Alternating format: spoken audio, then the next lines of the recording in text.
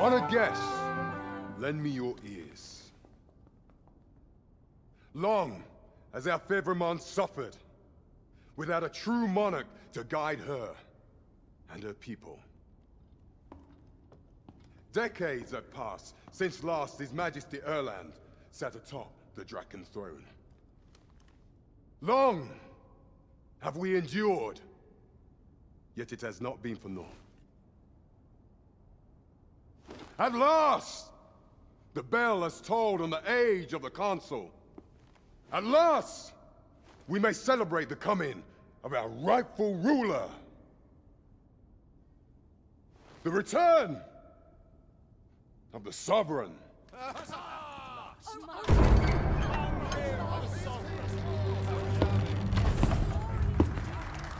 My word!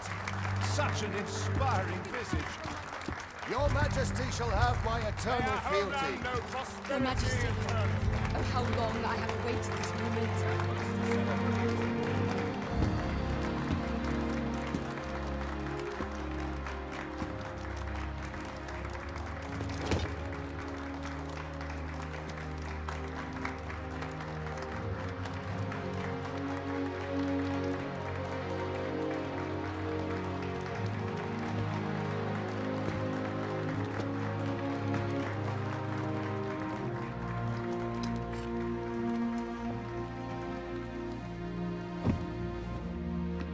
Behold, before you sits the rightful inheritor of the Draken throne, chosen by the dragon as its enemy. Behold and rejoice! Fortune has delivered us our savior at last! At last! Praise be, for only the Sovereign's guidance can lead us true. All hail the Sovereign! All hail! Let all present pledge their allegiance to the Sovereign. Let us be united in the hope that our liege's reign will ne'er end. Long live the Sovereign of Vermont! Long live the Sovereign! Arisen, thou who wouldst slay the dragon, if thou seekest to behold this world in its true aspect, abandon thy reason. Cast aside thine heart and thy knife both. I ask thee to demonstrate thy will, for naught but thine ambition can alter the course of the rivers of fate.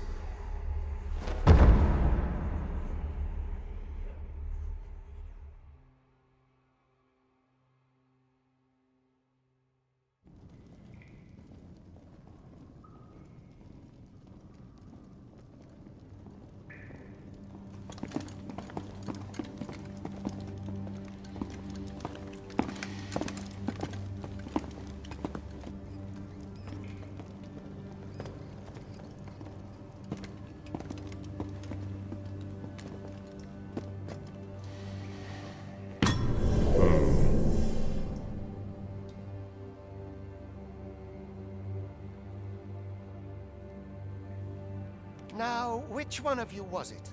No need to be shy. I've just got to take down a record of your name and face. Come on, step forward.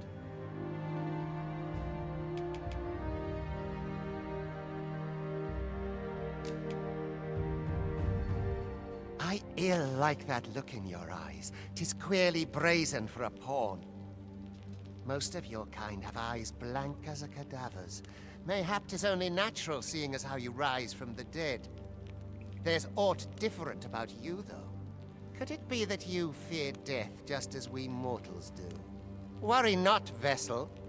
3 days here, and you'll be longing for death's sweet embrace. Come along, you feckless dullards.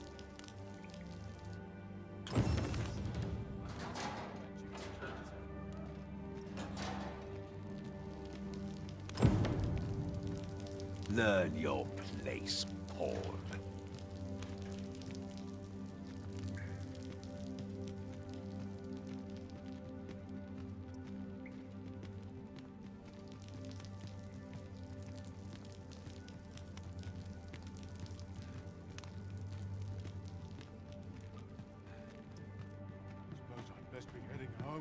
down dead on my feet after today's training.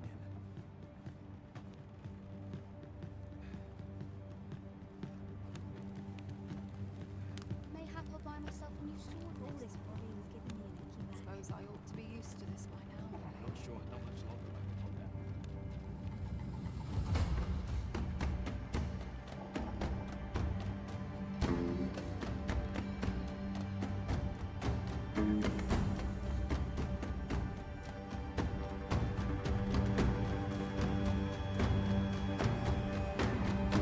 What do you think you're up to, layabout? Get a move on!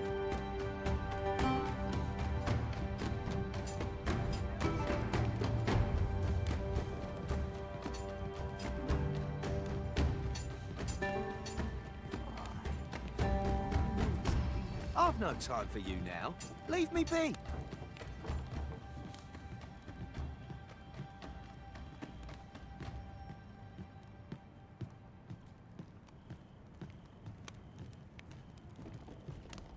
Do your injuries pain you? Pray, do not overexert yourself. This is no place for one of your ilk. 'Tis harsh beyond measure. Even we pawns are pushed to the brink. You ought not anger the Overseer. Let us proceed to the site. What did I do to deserve this?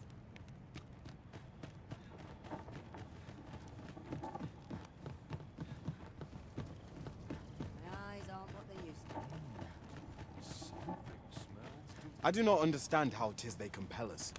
There is no Arisen among the Overseers. Ask me. I'll pour out As soon as my shift's done, I'm off to the tavern. It's a thankless job, but... Time for you to get to work. Swears a little thinner each passing year. You are prepared to work? Then you all begin by carrying stones out from the station in the back and bringing them here.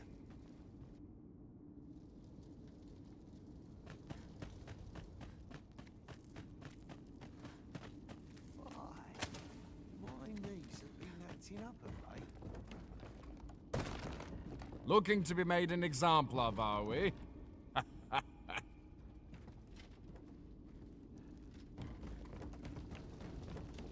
The vicinity is quite cluttered. Pray leap, or aught that poses a hindrance to you.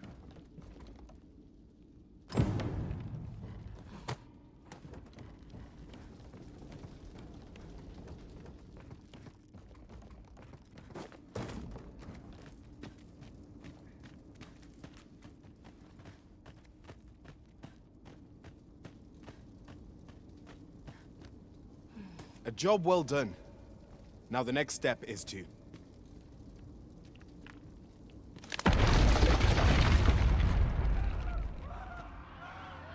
What is this commotion? Perhaps we ought to investigate.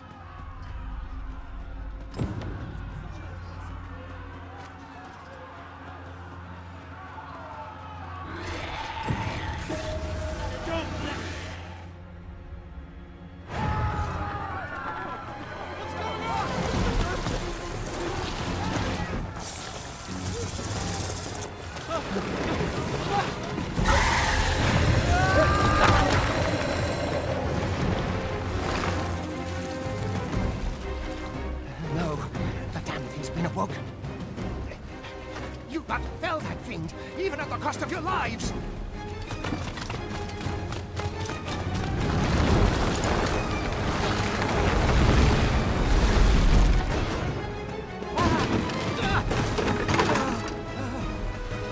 Get me out of here! Now!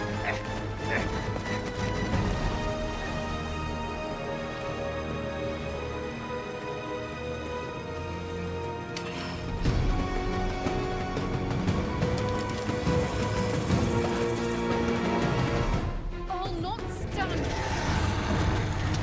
Fundamentals of using a bow are proper distance. Careful.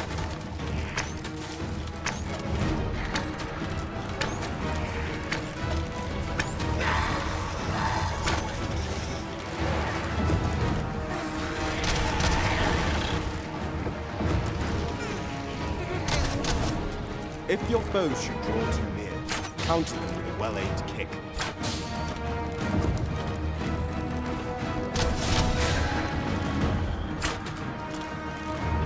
Boulders, barrels, and the like can make effective weapons for the clever combatant.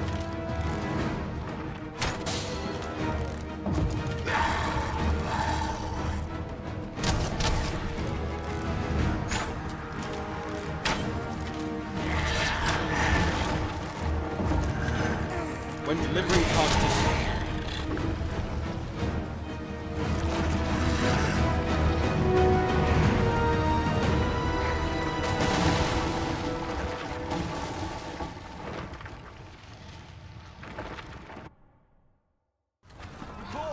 Are you unharmed?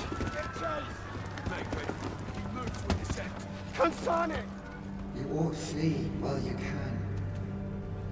After all, your charge awaits you. You cannot linger in this place forever. You have lost your memories. 'Tis surely the work of a fell curse, but worry not. You need only believe in your own destiny, Arisen.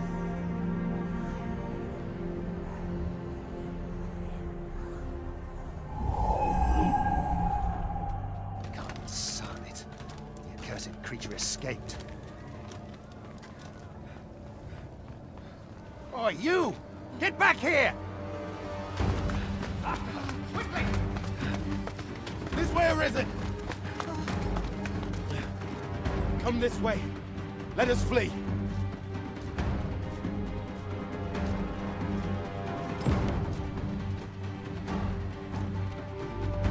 You must jump.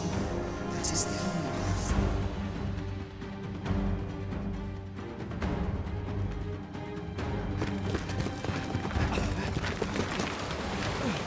No one could survive a fall from this height. Not even a pawn.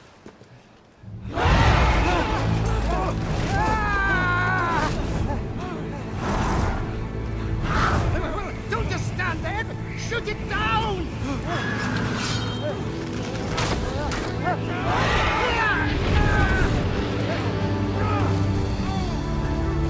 It's getting away! Bring it down! Bring it down! Go now, lost soul. Learn all you can of this world you must protect.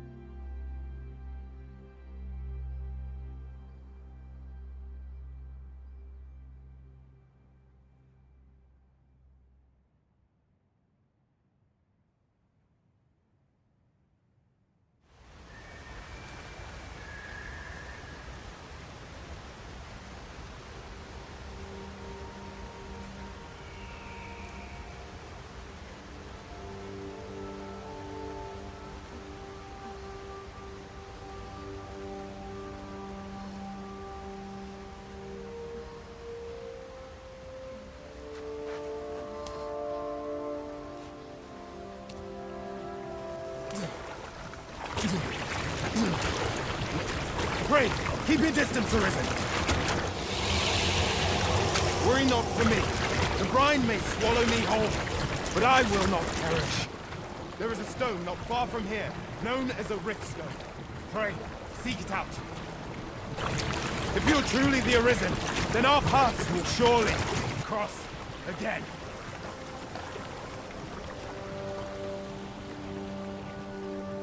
Oi! Are you all right? What happened here?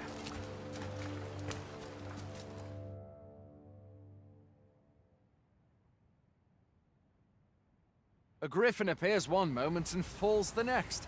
And now you stand before me. Was it you then? The one who was riding on its back? 'Tis a wonder you survived. Accompany me to the stronghold. We'll treat your wounds and hear your story.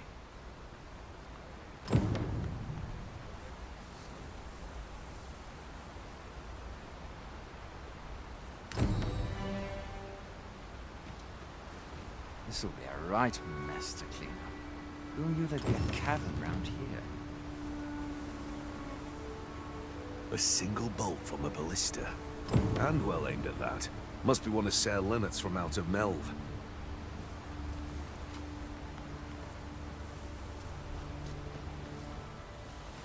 Where exactly is this jail you say you escaped from, anyway?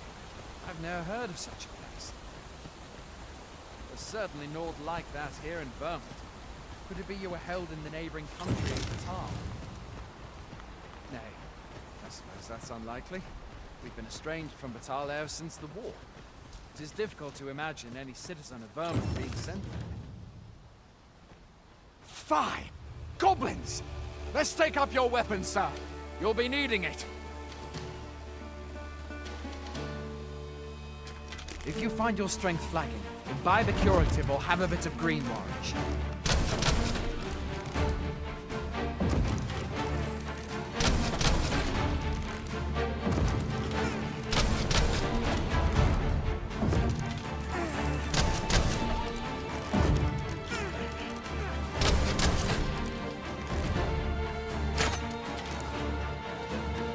When one of the fiends comes for you, best guard or dodge, else you'll be sore on the morrow.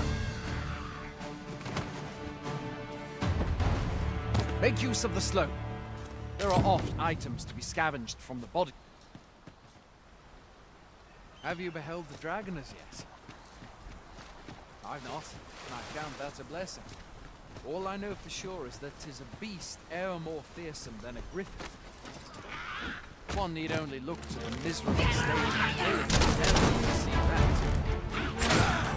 Can but hope rid us of it ere long.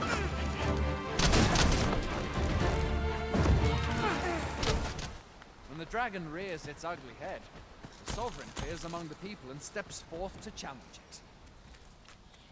I dare say Vermont owes much of its prosperity to the sovereigns who have served it o'er time.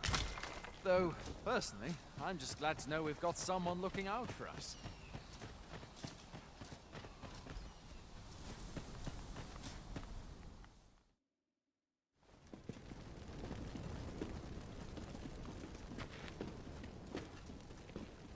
Welcome, Arisen. We pawns have long awaited your arrival. What is this? Pawns? They bend the knee to you so readily, but then... No. Surely you cannot be the Arisen. You seek the Riftstone, do you not? We can take you to it. Pray, come this way.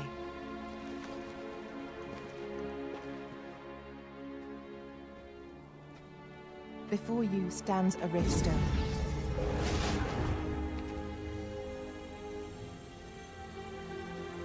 Tis a gate by which we of the Pawn Legion may cross o'er into this world. Pray, summon your pawn. Simply paint with your mind's eye the loyal attendant whom you would have serve you.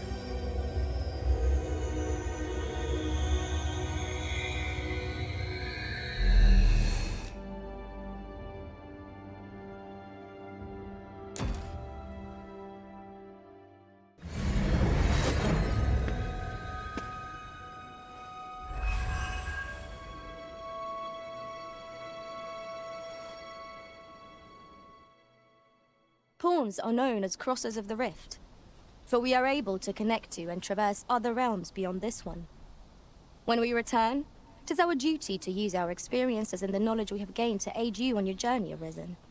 From this day forth, I shall serve you as your loyal pawn, and aught I learn beyond the rift will be at your disposal. Well, I'll be. A pawn summoning before my very eyes. You truly are the Arisen, then. Strange. I thought the Arisen was in the capital. Surely there's only meant to be one Arisen. Fie, this is all beyond my ken. The Watchhead would know what to do, I'm sure. Though, as luck would have it, he's away. I suppose we'll save any further questions till the Watchhead returns. You're free to do as you like afore then.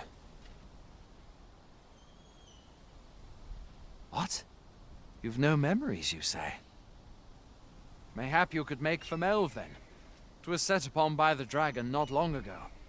The Arisen is said to bear some deep connection to the dragon. Should you be Arisen, mayhap you'll recall aught of import there.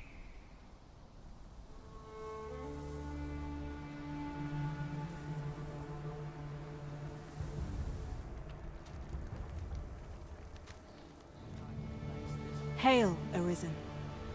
Pray, ask aught you wish to know. I shall answer, if 'tis within my power to do so. Nomads, we are oft called.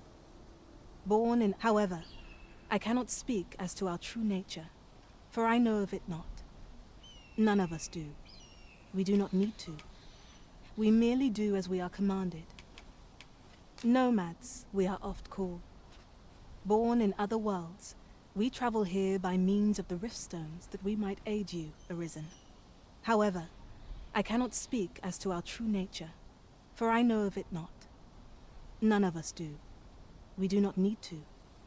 We merely do as we are commanded. Rift stones are gates that connect this world to a multitude of others. By their power have we crossed into this world. And when our mission is done, by their power shall we return to our own. 'Tis the name given to fate's chosen, those destined to command the Pawn Legion and safeguard the world from the threat of the dragon. Even with your memories lost to you, I am afraid you cannot escape your fate. Very well. May fortune speed you on your way, Arisen.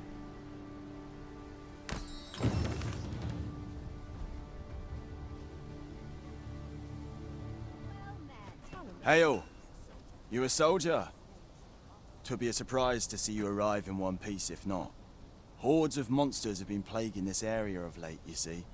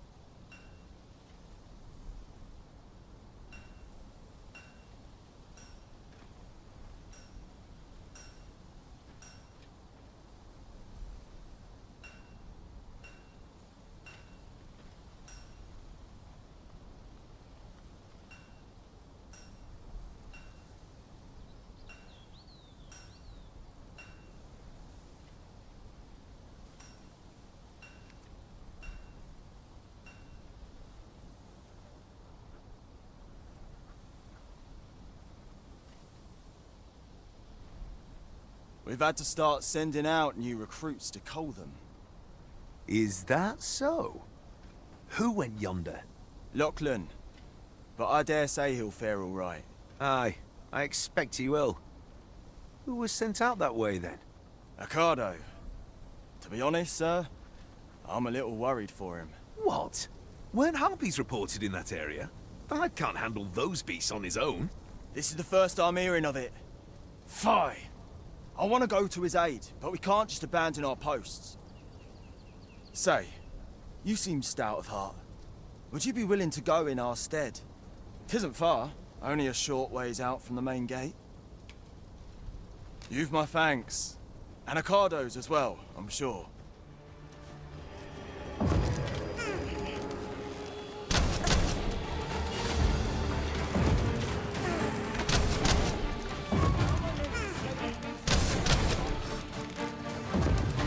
It was most effective.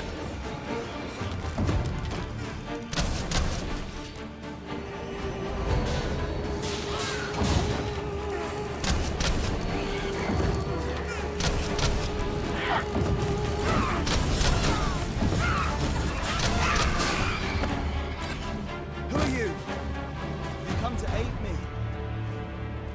I see. Is that all of them? Yeah, you have my thanks.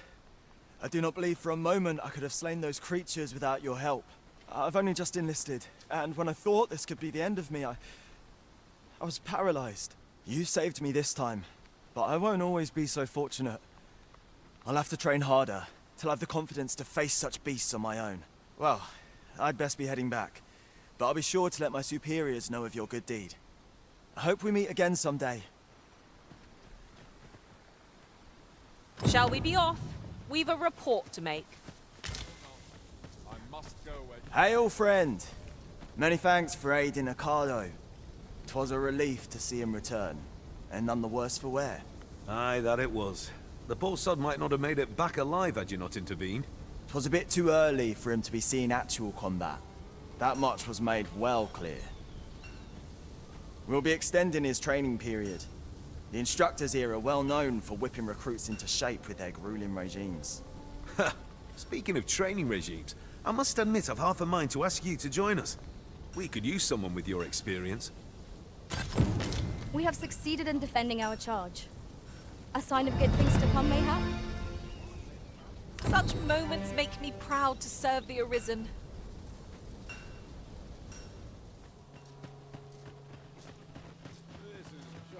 At once, Master.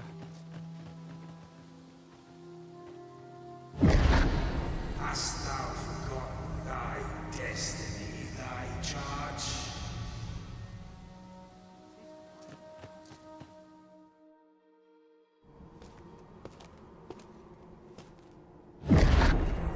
That is most unfortunate.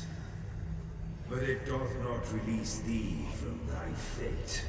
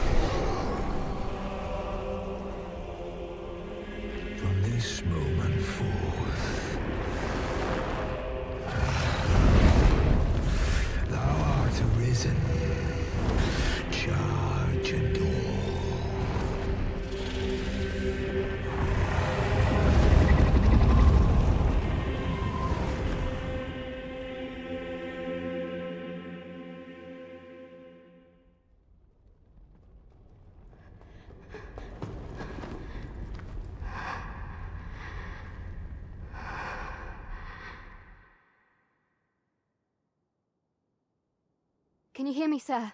Sir, stay with me.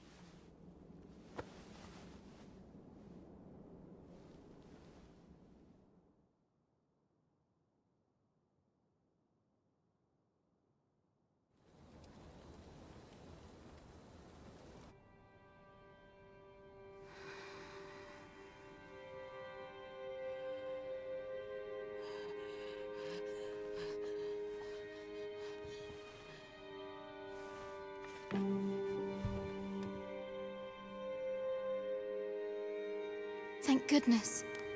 How are you feeling? This is the second time I've watched over you like this, isn't it?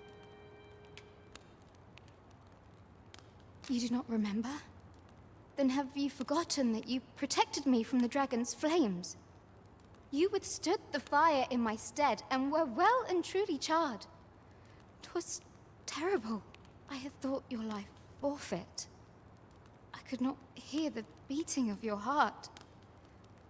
But you hung on and by some miracle survived. Arisen? I'm afraid I don't understand your meaning. Does it have aught to do with why you were taken to the castle? They said 'twas so that your wounds could be treated, though I fear you have no memory of this either.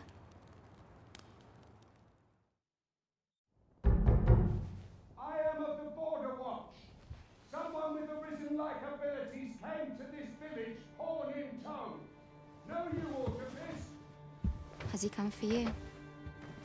We are to part so soon, then. Mayhap you will visit me again someday.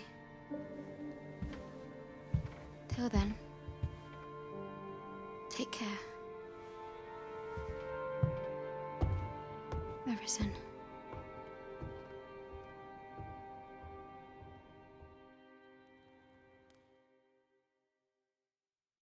Ah, excellent. You must be the one. You match my soldier's description. I'm glad I found you. The ruler of Vermund, currently convalescing in the capital, became Arisen here in this very village. If you claim the same, then word must be borne to the capital. I dispatched a missive before coming here, though I doubt the matter can be settled without your presence. Would you be willing to accompany me to the capital? If you truly are Arisen, you will be received with open arms. Oh, but forgive me. I scattered my soldiers in a bid to find you. I would not depart without them. We shall have to wait till they are reassembled. Come to think of it, Sir Leonard was asking after you as well. Mayhap now would be a good time to speak with him. Last I saw, he was having a drink at the inn. We may benefit from pursuing the information.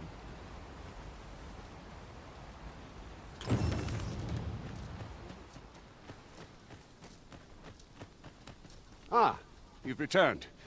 Good timing, too. I have questions for you. First and foremost, will you accompany me to the capital? My thanks. Are you ready to depart, or do you need some time to prepare? Good. Then let us be on our way.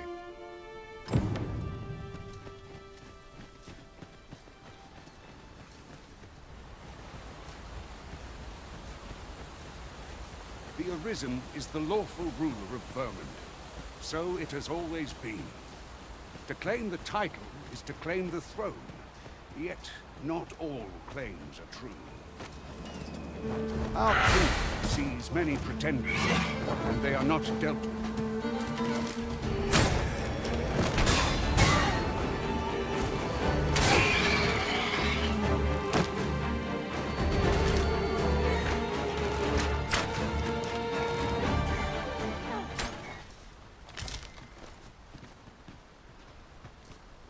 Hold here a moment. I shall bid them open the gate.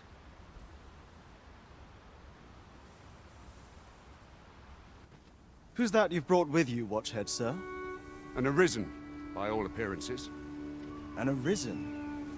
Another pretender, you mean? I see the Sovereign's ascension has done little to stop such charlatans from plying their trade. 'Tis uncertain. This one commands the loyalty of the pawns. What? Impossible. You know as well as I do that there can be but one Arisen, and he's up in the palace. I'm well aware of how preposterous the idea is, thank you. However, As I do not believe it my place to rule on such a matter, I would make my report to the capital. If the claim is false, we will be rewarded handsomely for our trouble. If the claim is true, however, who can say?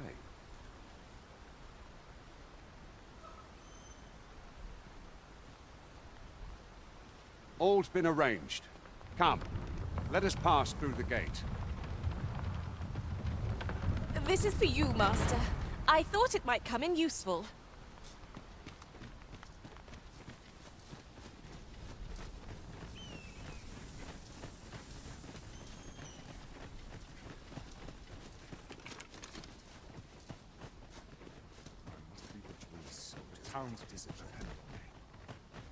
An ox cart was meant to meet us, yet 'tis nowhere in sight.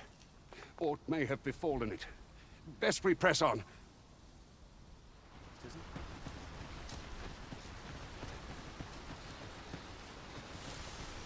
What's this?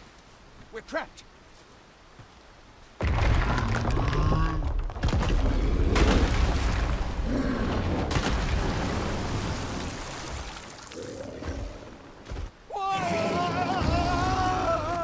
Fie! A Cyclops! To think we'd encounter one here of all places.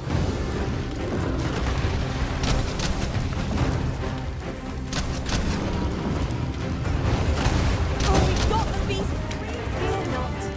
'Tis well in hand. We're to have any hope of victory, we must employ every tool and tactic at our disposal. Yes, of course. I've seen that.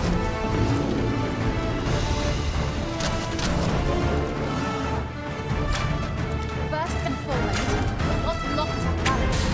We've a much easier target when... Look out, Arisen! We're under attack!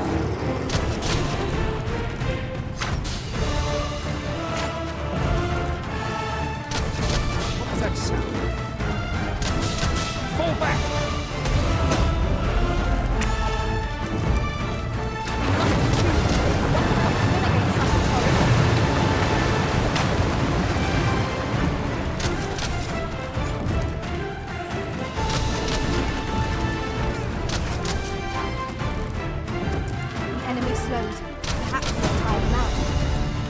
Not give them a chance to recover. I shall lead the charge!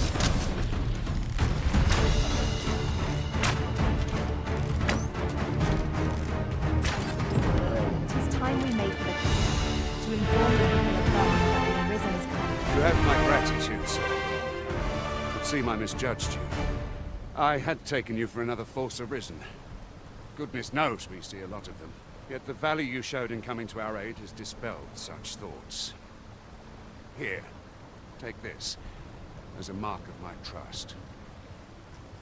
Give it to one of the sentinels stationed at the gates to the capital, and you'll be granted an audience with Captain Brandt. You're free to make your own way to the capital now. I see no need to keep you under constant watch, and I'm sure you'll breathe a little easier as well, aye? Of course, if you'd rather continue to accompany us, you are still welcome to join us on the ox cart. 'Tis your decision. Ah, here's the cart now. Do you intend to join us? Very well. Board the ox cart and we'll be off. If our destination is a distant one, travel by ox cart might be worth considering. Fewer monsters are to be found on the main road, though carts travel only by the sun's light.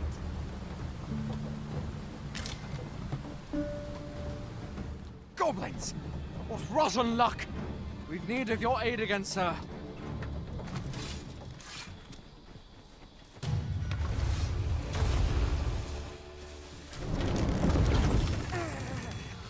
The battle is upon us! I grant your weapon a magical boon.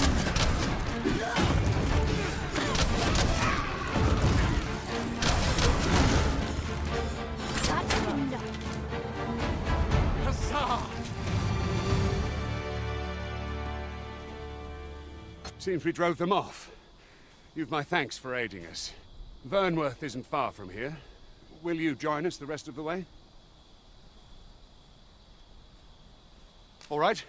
Into the ox cart, then.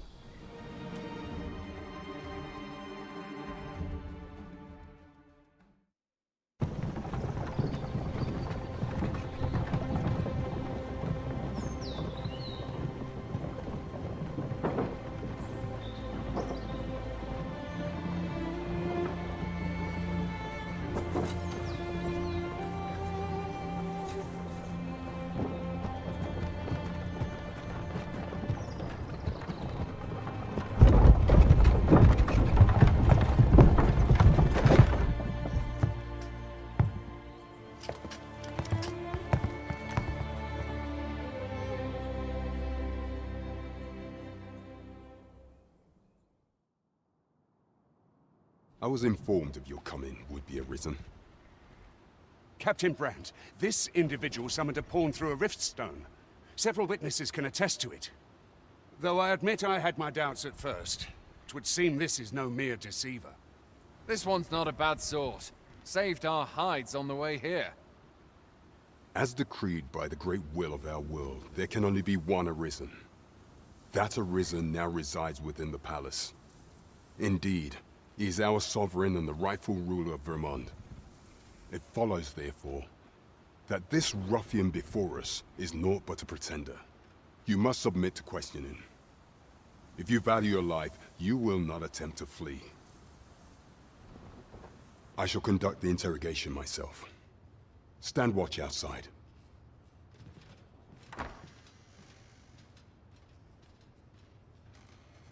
I beg your forgiveness for my insolence, Your Majesty. If the Queen Regent had learned of your existence, I fear your life would have been in peril. I had no choice but to treat you as a pretender, lest my actions draw suspicion from watchful eyes.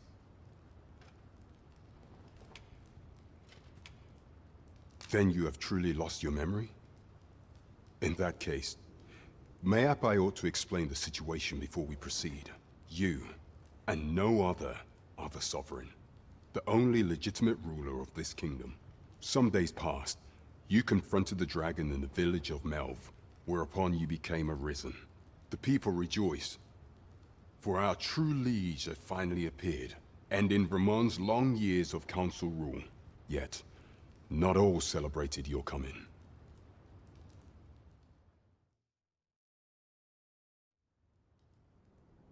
Your arrival would have robbed the Queen Regent Disa of everything. During the time of the previous consul, she acted as a queen in her own right, ruling the palace as she saw fit. And just after the consul's passing, when 'twas all but certain that her son would take his father's place, word reached the castle that the Arisen had been found. To Disa, Your Majesty's very existence is naught but an obstacle to her own family's continued prosperity.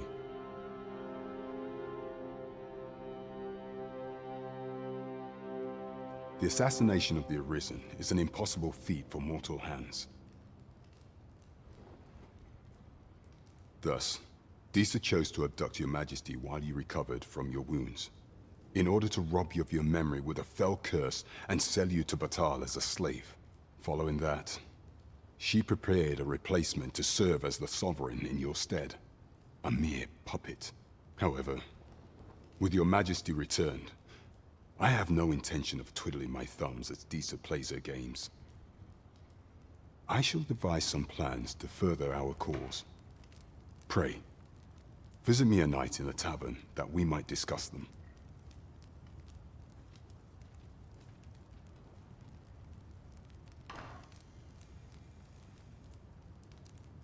This one's cleared of all suspicion and has my permission to remain in the capital.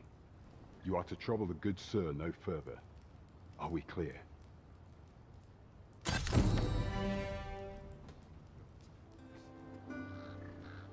You there! Did you see an urchin in a cap run past just now? Can you tell me which way he went? Many thanks. I'll catch that wretch yet. You're a kind one, aren't you? 'Twould seem I am in your debt. In fact, there's aught I would ask of you if you've the time to spare. Aha! There you are! Oh, apologies, but our chat will have to wait.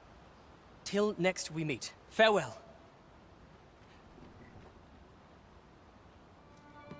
Your Majesty, your timing is impeccable.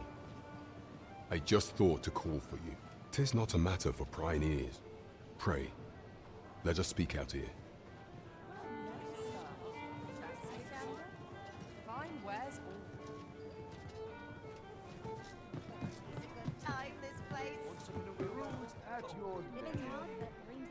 As I informed you when last we spoke, the palace is filled with the Queen Regent's sycophants. Should Disa denounce Your Majesty as a false Arisen, few would elect to doubt her. Yet if we are to prove your identity, I believe there is no occasion more suitable than the coronation. It was delayed so that the Sovereign, that is, the false Arisen, could convalesce in the palace, but the date has now been set. The central players in the court ought all be in attendance. It would be a fine opportunity to display your Majesty's power. None would be able to deny that you are the true Arisen then. There is a problem, however. Entry to such an event is limited to the chosen few. Only select members of the nobility and citizens who have contributed greatly to Vermont's continued prosperity will be granted entry. If your Majesty is to be counted among them, you will need to attend to a number of tasks. Pray, allow me to summarize them for you. The citizenry have called upon my soldiers to cull monsters that plague the land. I dare say, 'twould be a fine contribution were you to accomplish these tasks unaided. What say you? Might I ask for your cooperation in this matter? I thank you, Your Majesty. There are 3 locales that have seen significant trouble of late. The first is Trevo Mine, to the northwest. We've had reports of goblins swarming in great numbers. Next is Half Village, west of Burnworth. I believe soldiers have already been dispatched to cull an infestation of saurians there. Finally, there is a call for someone to locate a group of soldiers tasked with delivering freight. They were last seen crossing the second bridge on the eastern edge of Vermont. There is no shortage of beasts that need culling in this world. By combining our strengths, we shall overcome this trial as all others.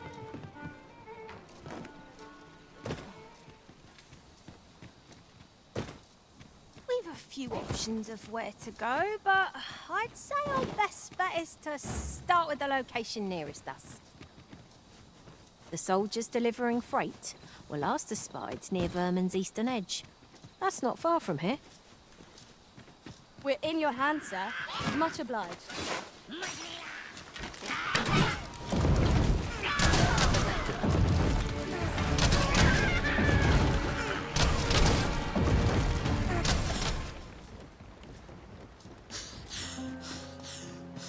Use these flames to smite our enemies.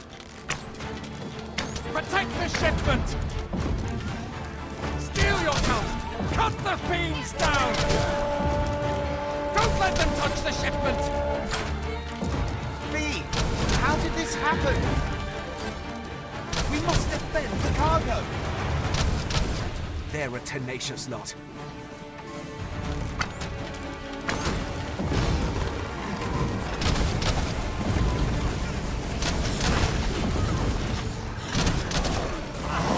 I shall heal you at once.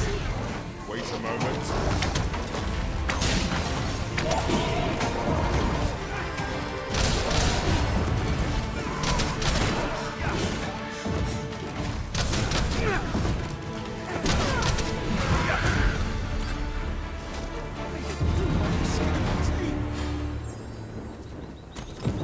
It's done. I concur.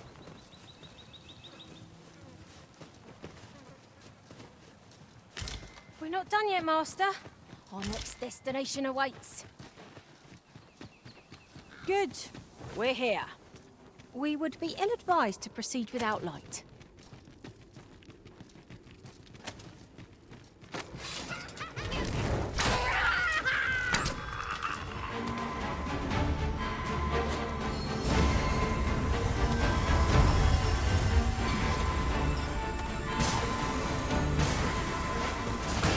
I grant your weapon a magical wound.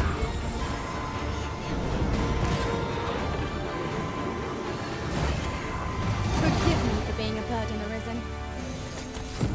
'Tis done. Splendid.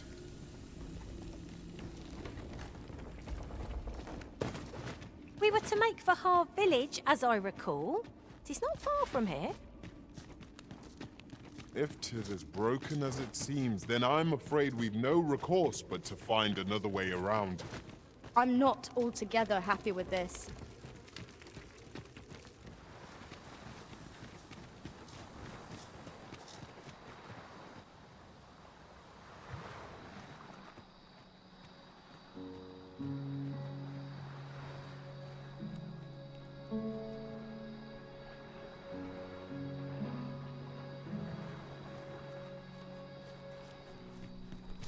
Oh, you've come to a dangerous place. Scaly beasts make this their den. We've been dispatched to cull them. A small force ventured inside, though I've seen neither hide nor hair of them since. Seems the battle is hard won. I'll not stop you if you wish to explore, but don't look for my aid if aught goes awry.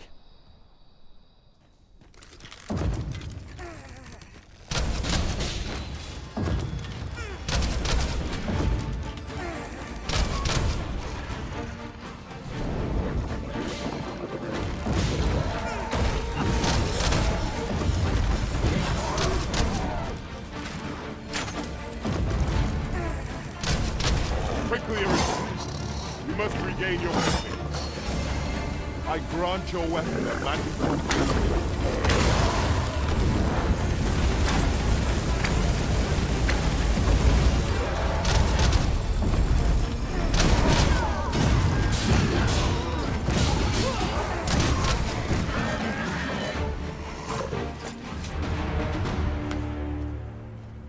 You're not one of ours. Have you come to save us? Forgive me. I cannot seem to walk of my own accord just now. Would you aid me in reaching the entrance? All done then? Splendid.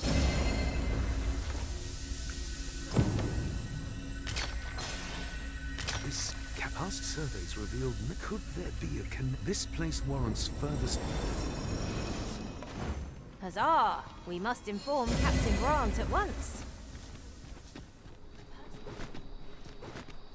You went in there to save my fellow soldiers? Well now, I underestimated you, friend. I shall send word of your deeds to the captain. You've done well this day. I thank you. We'll see to the rest of this mess. You need not trouble yourself further.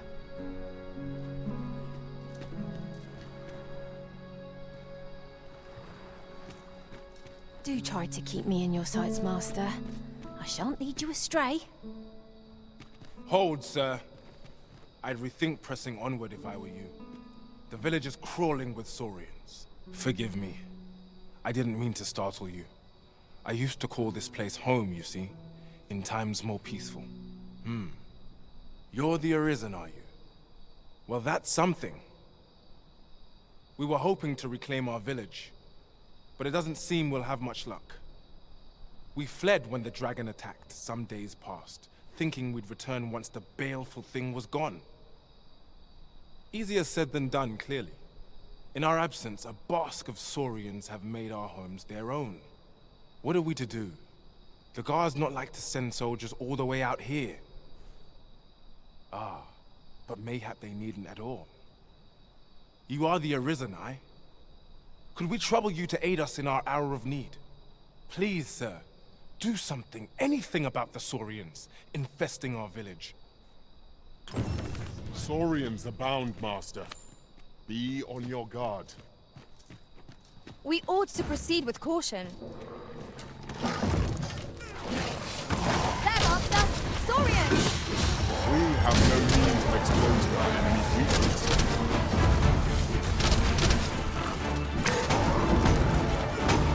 One of us has been drenched.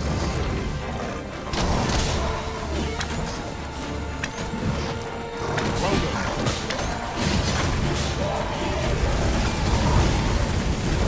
Let my magic grant you an elemental boon.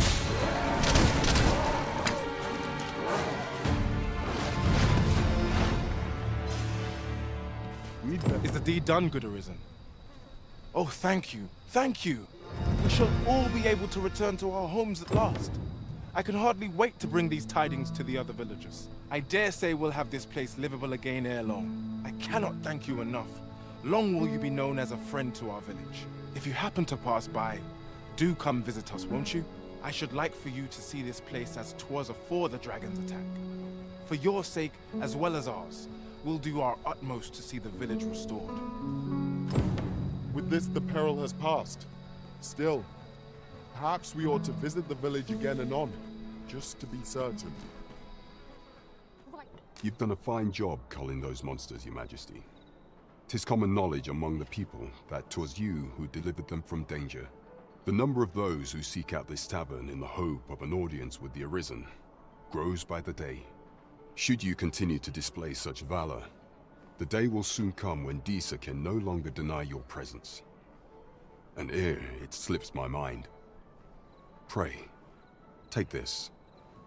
'Tis a symbol of my own gratitude. Done already, are we? And here I was expecting a challenge. Indeed. You've culled more than your fair share of monsters. I expect tales of your valor will soon be told in taverns. Splendid. There is much we ought to tend to, if we are to strengthen your Majesty's claim as a true Arisen. You will need to infiltrate the palace to gather evidence of Disa's misdeeds.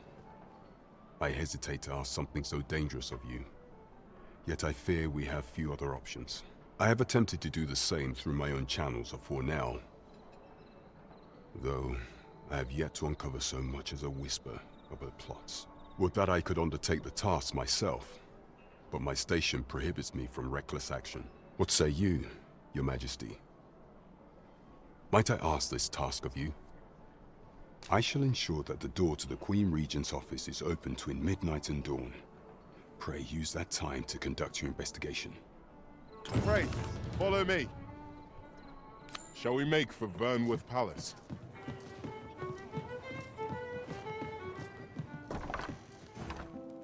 You are the Arisen, yes? The captain gave me your description. Follow me!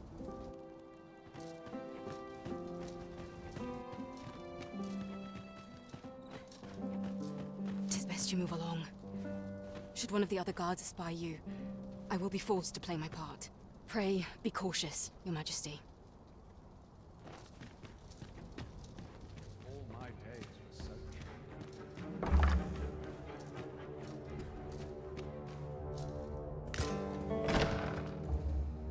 Who's there? Pray, keep your voice low. 'Twouldn't be good for either of us if someone was summoned to come check on me. Could it be that you have come to bring Mother's schemes to light? Aye, Disa is my mother. Pray forgive me for not telling you sooner. 'Twas never my intent to deceive you. I've simply feared that if I spoke the truth, none would wish to involve themselves with me. But that is no longer a concern. 'Tis clear that we are allied in purpose.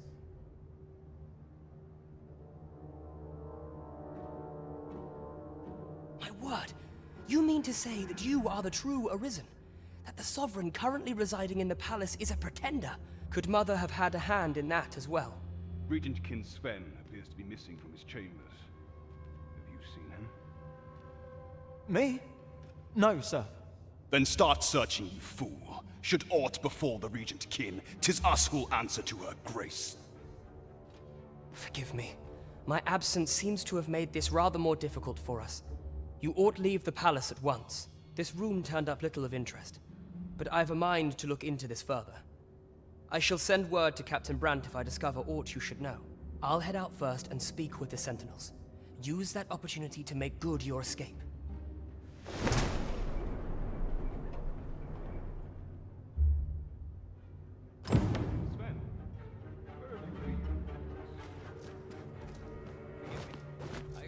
There is much we ought to tend to, if we are to strengthen your Majesty's claim as a true Arisen. How fared your mission? Was there aught suspicious to be found in the Queen Regent's office?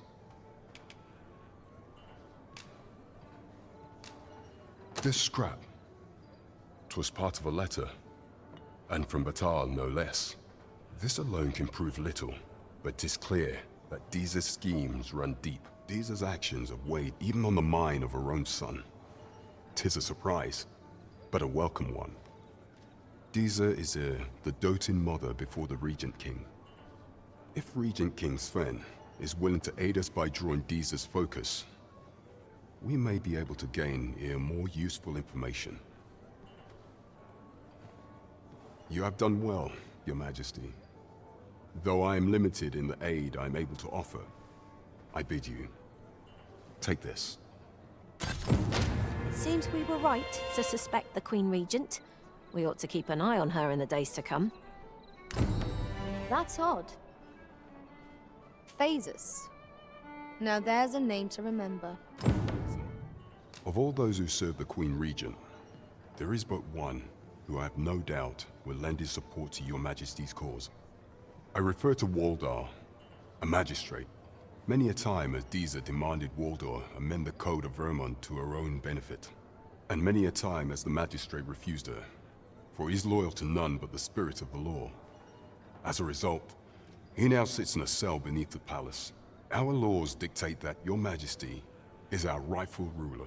Thus, as the staunchest supporter of the law known to the palace, I'm quite confident that Waldor will be willing to vouch for your Majesty. What say you?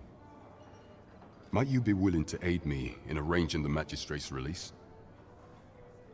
I've prepared a means for you to enter the palace dungeons. Pray, take this. This mission demands the utmost secrecy. Prithee be cautious, your Majesty. Should you be discovered, I will be unable to lend aught in the way of aid.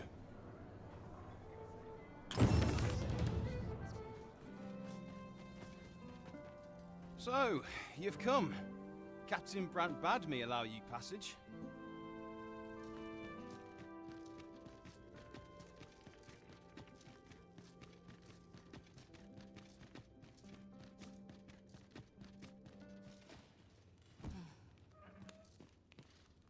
Have you come to release me from this jail?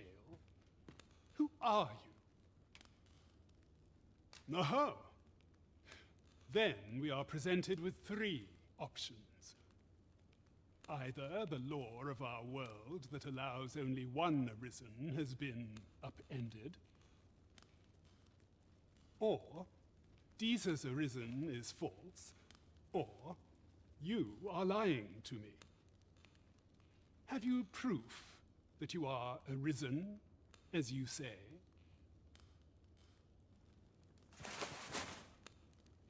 Ah, they say the Arisen's breast bears a wound akin to the dragon's claw.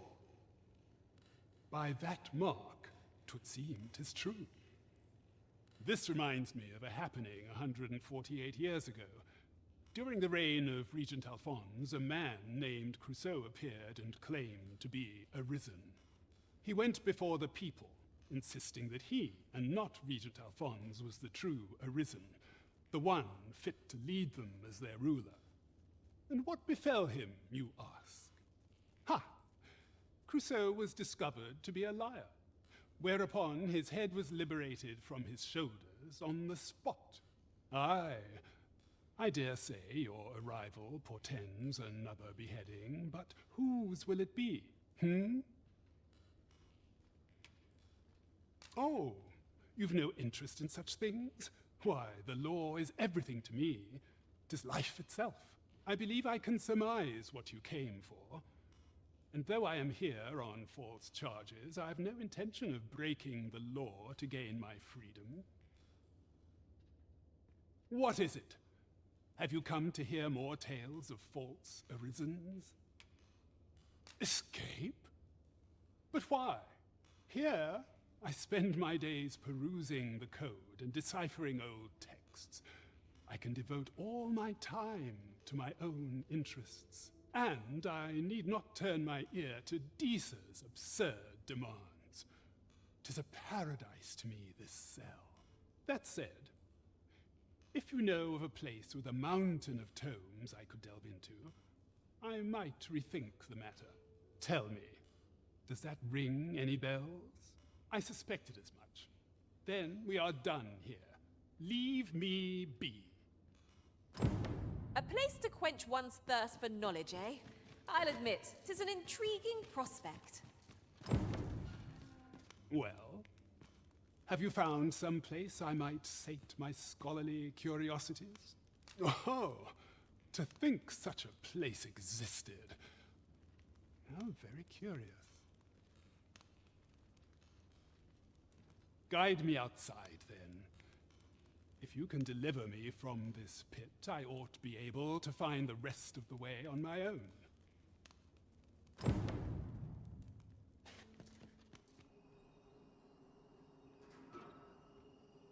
Aye, this should be far enough. My thanks. If you truly are Arisen, then I swear to someday repay this debt I owe.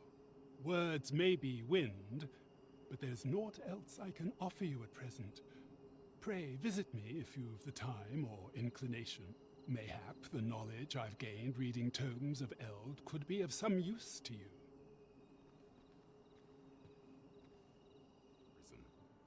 It seems Magistrate Wardor has been safely delivered from his cell. The man's dedication to justice shall doubtless be a great boon to our cause. Mayhap it would be prudent to visit the man on occasion and avail yourself of his vast stores of wisdom. He might have knowledge that could benefit you on your travels. Now, would you be so kind as to return the key I lent you? I thank you. Pray, take this. Consider it remuneration for your Majesty's efforts. Huzzah! You've done it! A laudable result. Just what I would expect of the Arisen. While examining the palace ledger for evidence of the Queen Regent's misdeeds, I made a curious discovery.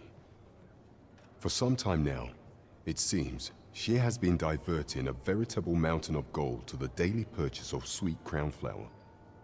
What's more, this inexpedient spending habit is recorded to have begun the very day on which Arthur, the would-be Arisen, appeared on the scene. This cannot be mere happenstance. I can only conclude that these sums are passing into the hands of Arthur himself. Yet 'tis strange, for sweet crown flowers only grow on the eastern edge of Vermund. I dare say 'twas not an item chosen idly. Mayhap this knowledge will guide us in our pursuit of the false sovereign. 'Tis a frail hope to be certain, yet all the same, I would ask that your Majesty venture to Vermont's eastern edge and probe into this young man's origins. I am glad to hear it, for I cannot shake the feeling that uncovering the identity of the false sovereign is the key to unraveling Deeza's scheme and securing your enthronement.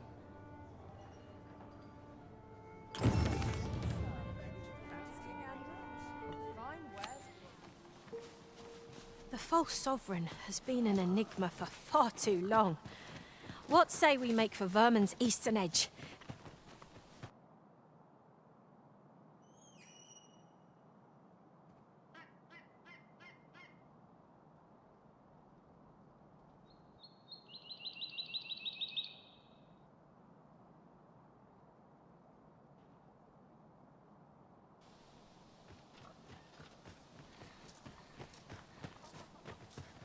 You there! Are you looking to enter the village? You'd best go elsewhere, friend. What's wrong about this place? There's no business to be had here, that's for sure. That man just now seemed rather on edge. What could he have seen here to inspire such suspicion? You must be the visitor I've heard so much about. Have you some business here in the village? You would know of our village? As you can see, 'tis a simple place, tucked away on the eastern edge of Vermund. Is there aught else I can help you with, sir? Arthur. 'Tis a name unfamiliar to me, I'm afraid. At least, no one by that name lives here, sir. As you like, sir. Greetings. I must say I'm impressed by your intuition, sir. You found me out far sooner than most. I trust you are enjoying your sojourn in our fair village. If you have any questions, ask away. I should be glad to aid you. Arthur, you say? I've lived in this village many a year, but I can't say I've heard of someone by that name. My apologies. Is there aught else you'd care to ask? If aught about our humble village seems strange to you, that is easily explained. For 'tis here that thieves are instructed in the skills they require. To begin with, those who wander into the village are evaluated for their potential aptitude. Of course, you are no exception. That you stand here now is proof you were deemed a worthy candidate, which is to say, you have my approval as the Thiefmeister. Is there aught else you'd care to ask? You're curious what I know of you? Quite a bit, I should think. Naturally, I'm not the only one. Our village has its own network of spies and informants, you see, and your title tends to make you stand out among the rumors we collect. You're the second Arisen to come to Vermont, and you've allied yourself with Captain Brant against the Queen Regent. In response, she's...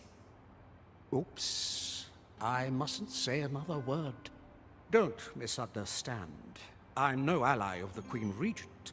I merely strive to maintain neutrality in political matters. Those who deal in information must ne'er align themselves with a particular power. Such is our village code. Is there aught else you care to ask? Aye. Take care then. We shall await you here, Master. May our parting be brief.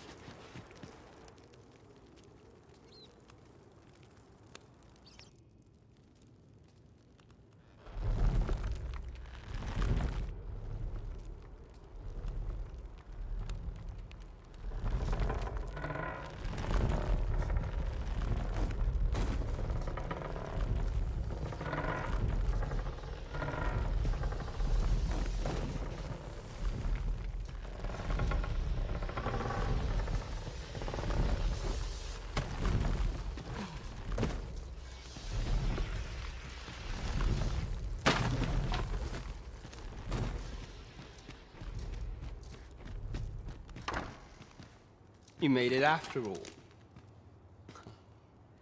Guess that means I win. Oi, you lot best pay up. Dear me. You didn't disappoint, did you? You've done well. Seems only fair I answer any questions weighing on you. Go on. Ask away. Figures you'd want to know about him. We're supposed to be neutral.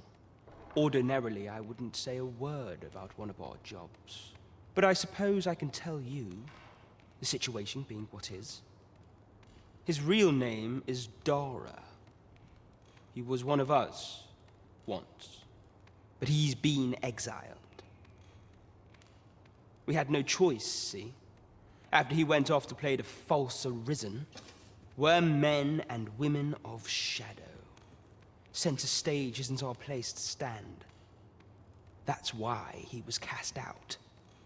He'll ne'er be part of our village again. That all you wanted to ask? What can I say? Not many people bother with this place. Luckily for me, you were different. Knew I was right to bet in favor of the Arisen. Anyway, most visitors get fooled into going up to the manor.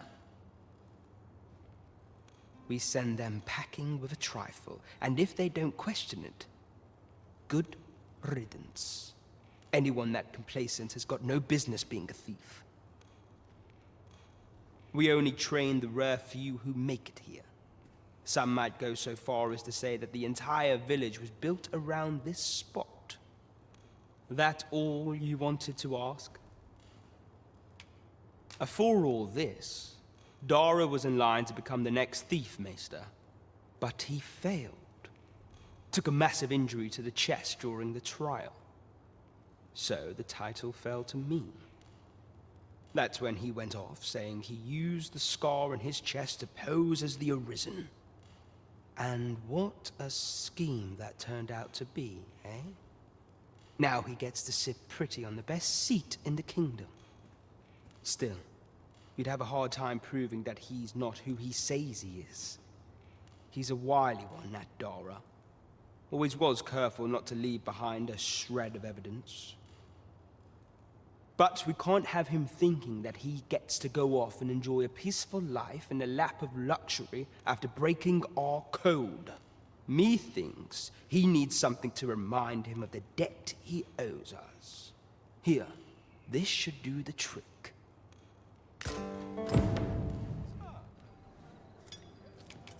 Have you divined aught of the false sovereign, your majesty?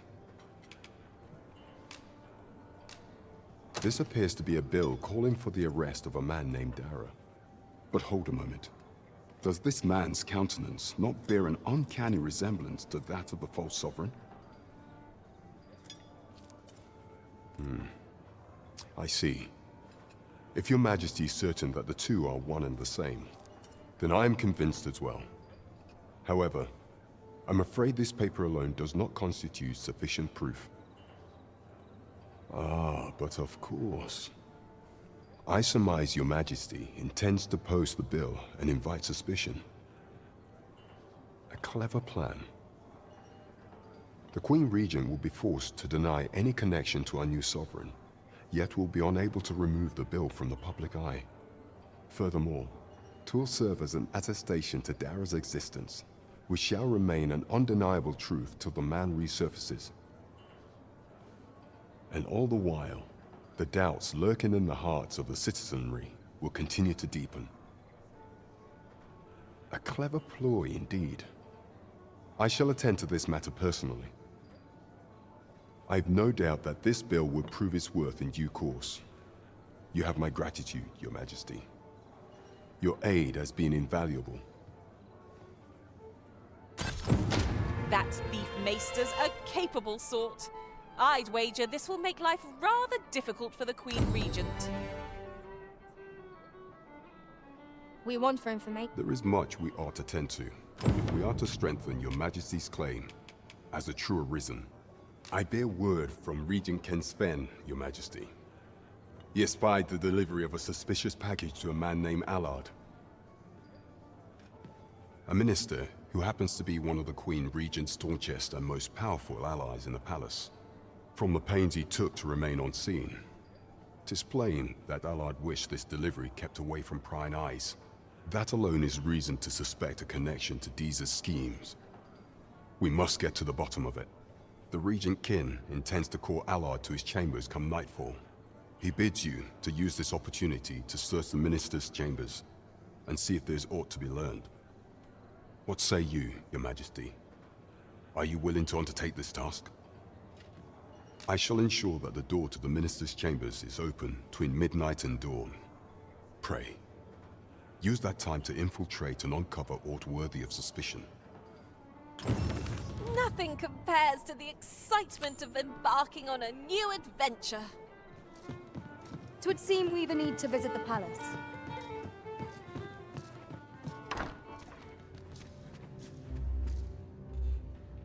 What business could be so pressing that I must be summoned at this late hour? I would not presume to know, my lord. However, it must be a highly sensitive matter for the Regent Kin to request a private audience. Or perhaps the boy has finally grown wise to the benefits my favor can bring. He might just be his mother's puppet, but at least he knows what's good for him.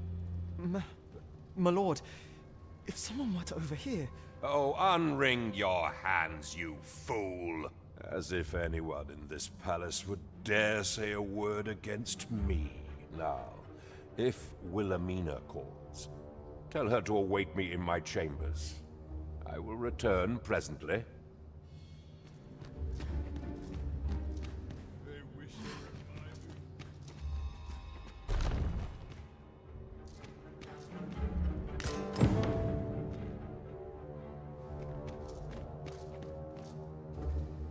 Surely none more important than this. I speak of the ascension of the Sovereign. Indeed. But that, Your Grace, would be better discussed in the presence of your mother.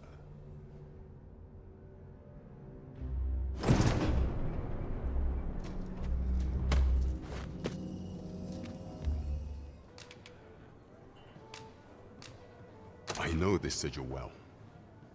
'Tis the crest of the neighboring country of Batal, a land with which Vermin has no official dealings at present.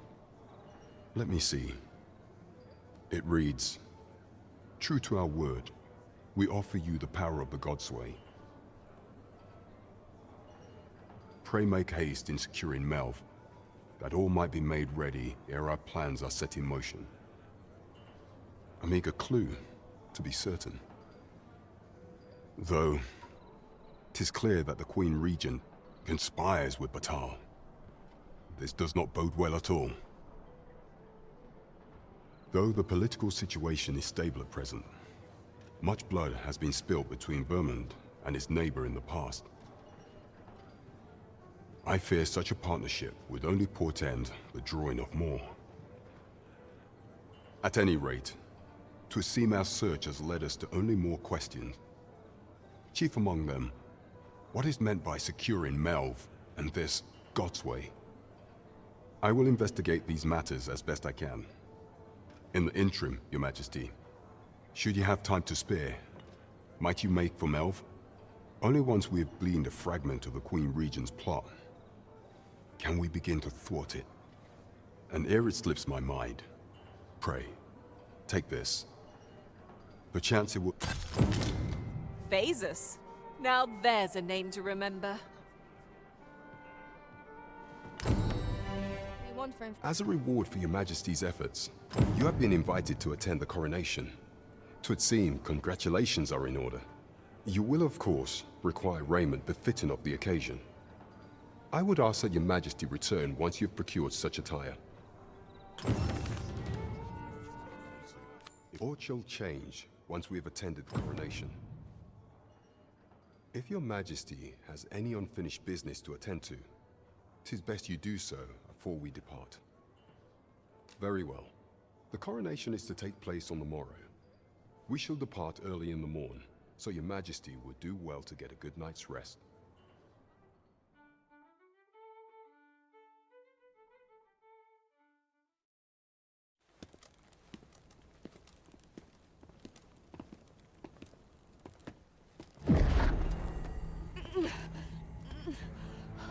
Master, pray leave this place. My body, it refuses to obey me. There is a voice within my mind. It commands me, sways my very will. Sways your will? Could it be that the gods sway? We must quit this place, Your Majesty. I fear our plans may fall to naught. Let us return to the tavern.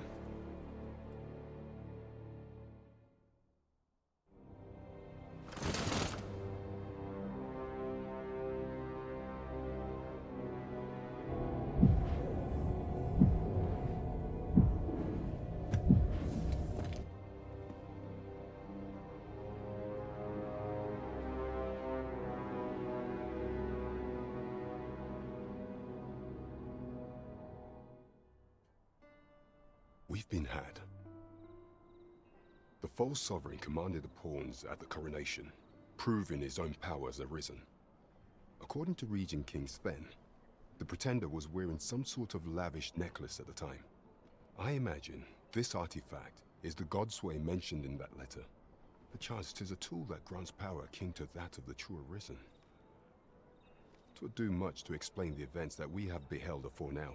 Alas, unless we find some way to unmake this Godsway's power, proving Your Majesty's legitimacy shall be difficult indeed. Pray, allow me time to search for a way forward. I shall inform Your Majesty when I have prepared a plan of action.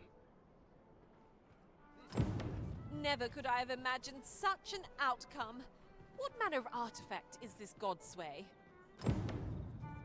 I suppose 'tis pointless to ponder. Let us await the results of Captain Brant's investigation. Right you are. Regarding the matter of the Godsway, I fear there is naught to be done, save for Your Majesty to venture to Batal, where you might uncover the false sovereign's secrets directly. The sigil upon that letter from some days past bore the crest of the Batali Palace. Surely there's aught to be found therein. Yet official dealings twixt Batal and Vermund are suspended. Passing through their fortress will prove a difficult task.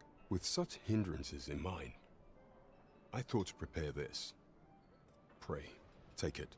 Few may pass through Batal's fortress, save Beastren merchants. With some coin, I was able to convince one such merchant to grant us that entry permit. It ought guaranteed passage through the border checkpoint. But alas, 'tis intended for a Beastren. You shall have to act the part. But as to how that should be done, I'm ashamed to say I do not know. 'Twill depend upon Your Majesty's ingenuity. An ox cart ought to make our journey easier. They can be most convenient, though they travel only during the day. This ox cart's bound for the... I'll not take you anywhere till I've had my due.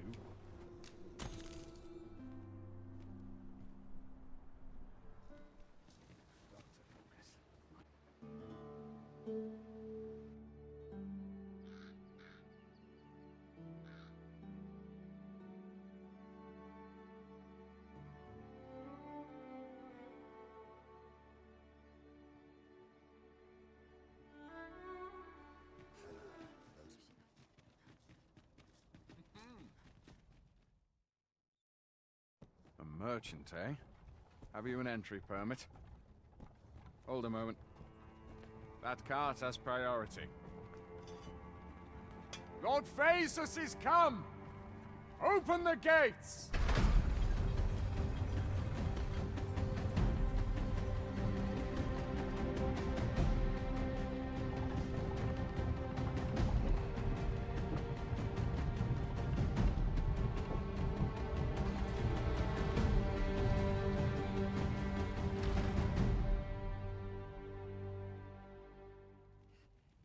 So, you seek to enter Batal, I presume? I'll have to check your permit. Oi! This isn't yours. Do you take me for a fool? Present your own permit, or I'll have you thrown in jail! So, you seek to enter Batal, I presume? I'll have to check your permit. Go on through.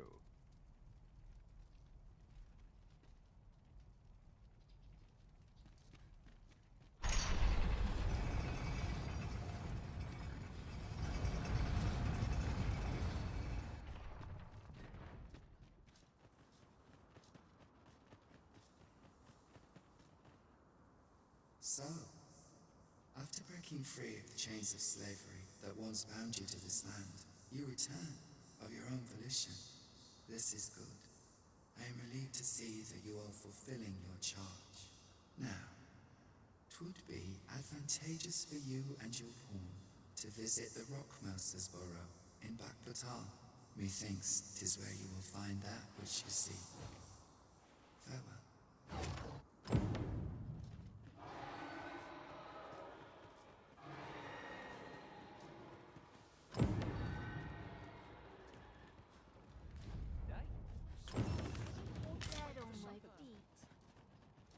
I'm sure I can handle this. All knowledge of this, God's way, stems from the forbidden magic research laboratory, which can be found here in Batal. However, you would do well to first travel to the Alta Batal coast and seek a man named Ambrosius. For as a researcher of this laboratory, he will doubtless be able to answer many of your questions.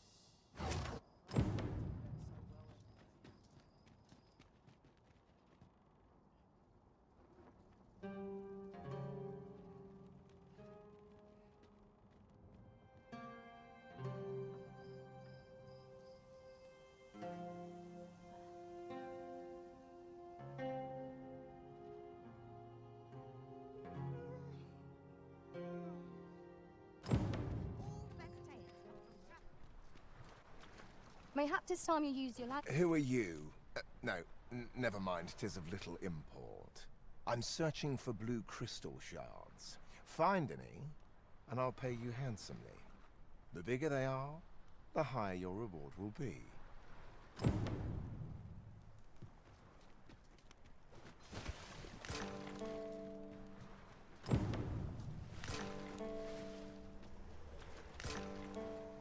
Well, have you found any blue crystal shards? Is that all? Tiny fragments such as these aren't nearly good enough. Still, I expect I'll find a use for them. Here, take your coin and be gone. 'Tis a god's sway. Well, to be precise, the crystalline substance from which 'tis made. By refining such crystals, anyone can attain the power of the Arisen. The power to command pawns, that is. However, small fragments are meaningless. They cannot contend with the Arisen's power, you see. Speaking of which, should you find any large fragments, bring them to me, won't you? Though that might be difficult. We've scoured this area quite thoroughly, I should think. 'Tis possible larger shards may have been mistaken for jewels and carried off by scavengers or collectors or some such. Mayhap one such as the Oracle or the Dragon Forged would be able to aid you in locating them. I can tell you no more than that.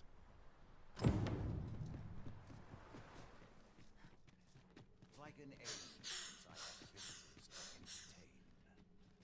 Since times of Eld, dragon blood has been used to refine all manner of equipment. I myself learned the art by deciphering ancient texts.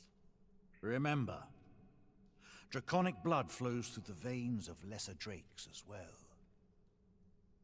Bring me what ye reap, and I shall harness it to your benefit. So long as ye retain your will, you'll find you're bound to it, and it to ye. The Godsway?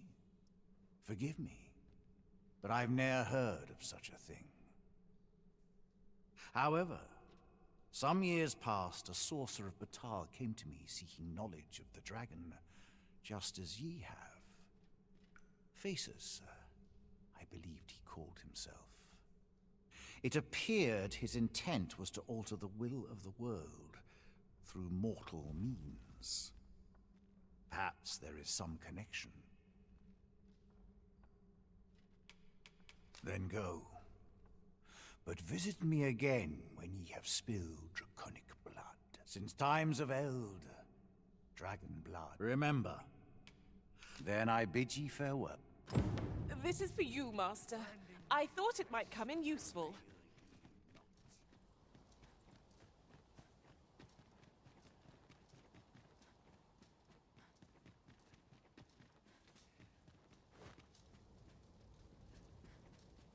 I knew you would come, Arisen one. You seek answers, and you shall have them, if 'tis within my power to know them.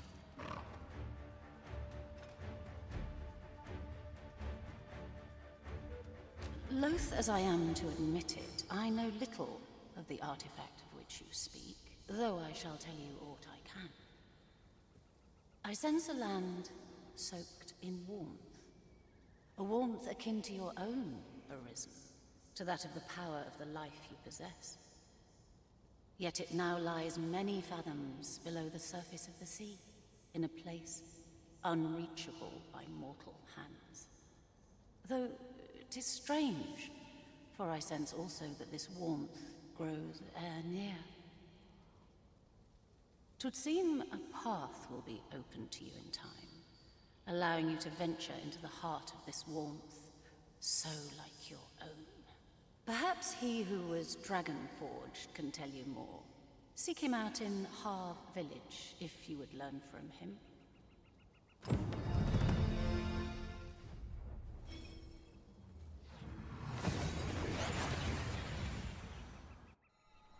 We've arrived well enough.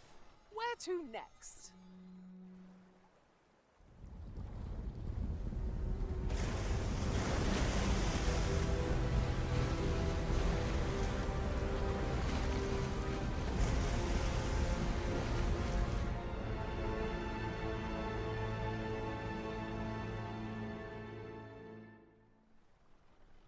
Heavens fend. I'd ne'er seen the like. I'd not known there were ruins in the depths of this cavern till the path appeared. 'Twas magic, methinks. I should have liked to investigate, if the place hadn't been crawling with monsters. I'll be needing sturdier arms than these afore I head back in there, I fear. At any rate, I'd best report this discovery to my commander. I only pray naught grave shall come of it. I admire your dedication, Mark. It seems aught has occurred within the depths of Stormwind Cave. But what, I wonder? Well now, I'm not sure. Yon structure yet lies on the water. 'Tis strange to think that it slumbered beneath the surface all this time. Curiously, it does not seem to be of mortal make.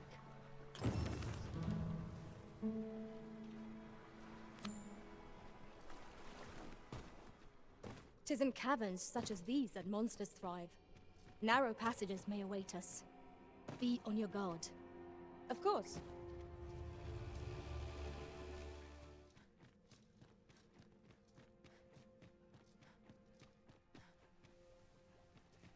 We cannot break it from this side.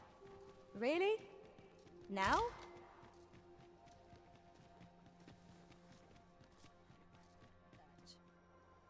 So, another comes seeking to inter me. Yet your wicked schemes will avail you not, Watching One. Time and again have you sent unto me your minions. Yet repel them I have, and so I shall anew, till I might claim the true world as mine own. Why do you not draw your blade? This battle shall be o'er before it has even begun.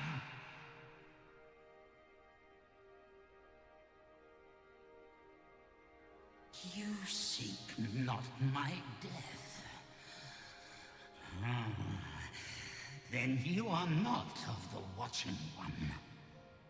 I am Rothas, founder of the Kingdom of Vermund. And you appear to be Arisen. Tell me your reason for coming here.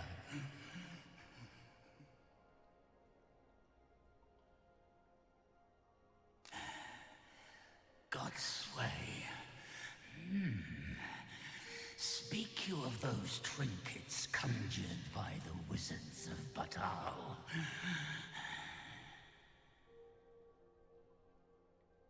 E'en from these depths I have beheld the Batali scuttling about, gathering their fragments.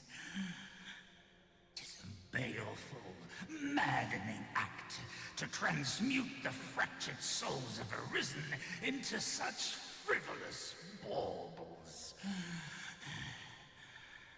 Aye, that which you seek is a soul much like your own.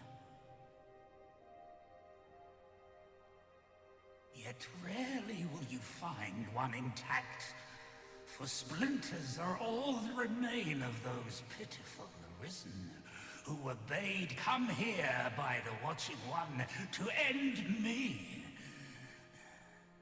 The flesh may rot, the soul fragment, yet power endures. And 'twould seem the Batali seek to augment this power through their perverted arts. Though to what nefarious end, I know not. Yet 'tis folly, the frolicking of children. Such a trinket could ne'er hope to fell the dragon, let alone the Watching One. I know little of your intent, but I sense in you a powerful will. A will that urges you towards fulfillment of some great feat. I shall grant you this blade. It too is the soul of an Arisen. Mine own, in fact. Refined in purest dragon blood. Alas, the ages have taken their toll. 'Tis as withered as mine own flesh. Yet, mayhap, the Batali's profane magics would be capable of drawing forth its latent potency. If that is what you seek, Arisen, then go unto their stronghold. I believe 'tis there you shall find the means to achieve it.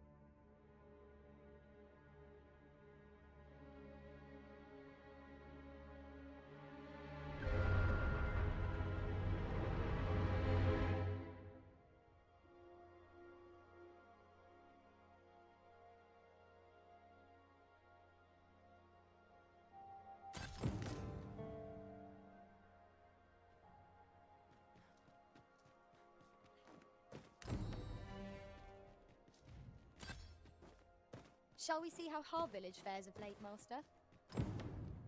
Then follow me. I'll lead the way. We're in your hands, sir. Much obliged.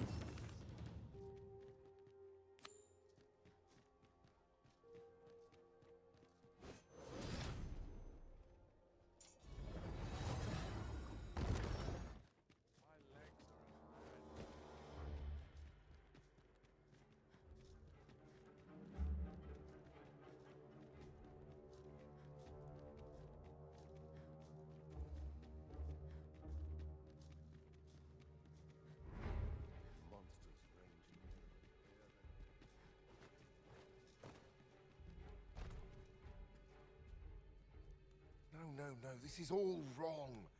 What use are pitiful fragments such as these? What we have achieved is sufficient to sway the pawns. But when the time comes to fell the dragon, I fear it may not be enough. Lord Phaesus insists we shall succeed, and yet... Ah, a new hand, are you? Have you some business with me?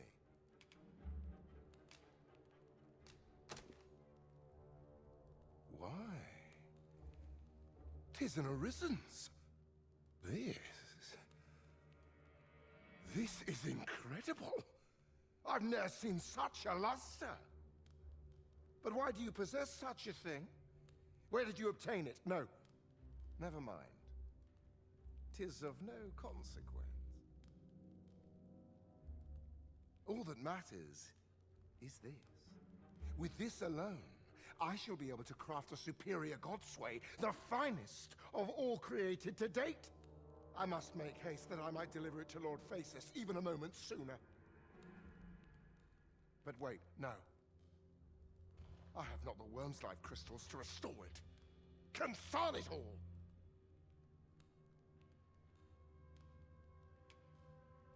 You've not heard of them. They are formed of crystallized drops of dragon blood, and each fragment contains a portion of the beast's soul.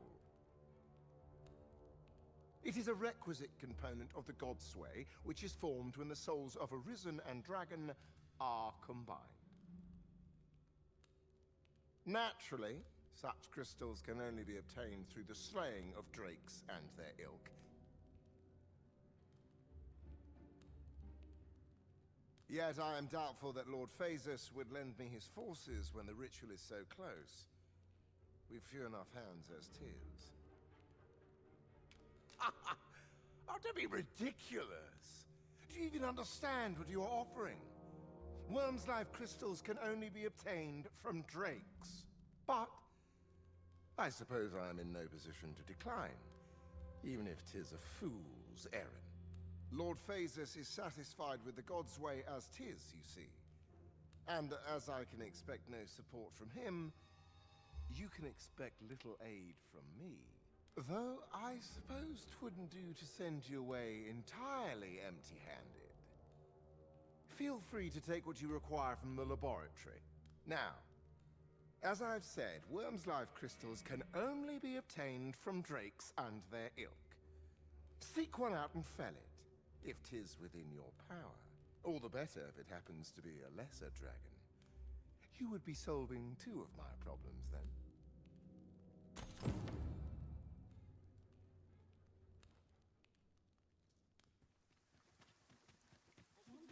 Is there naught I could have done? Rally!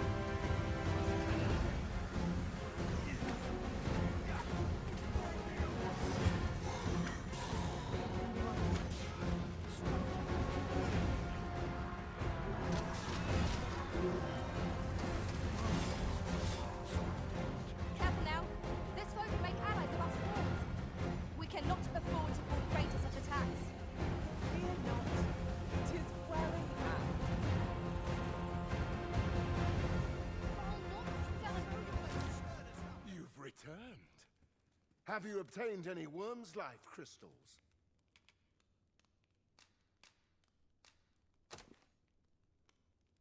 You have? Incredible!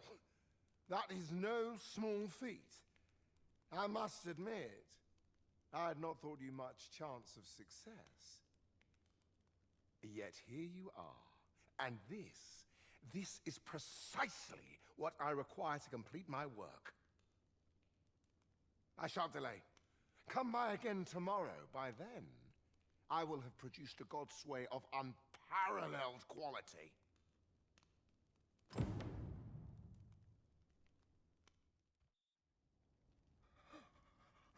Oh, it is finished. The result is even more sublime than I'd hoped. I must deliver it to Lord Phaesus at once. Though, mayhap. Now, I cannot leave this in your hands. I may not be fleet of foot, but only I can do this.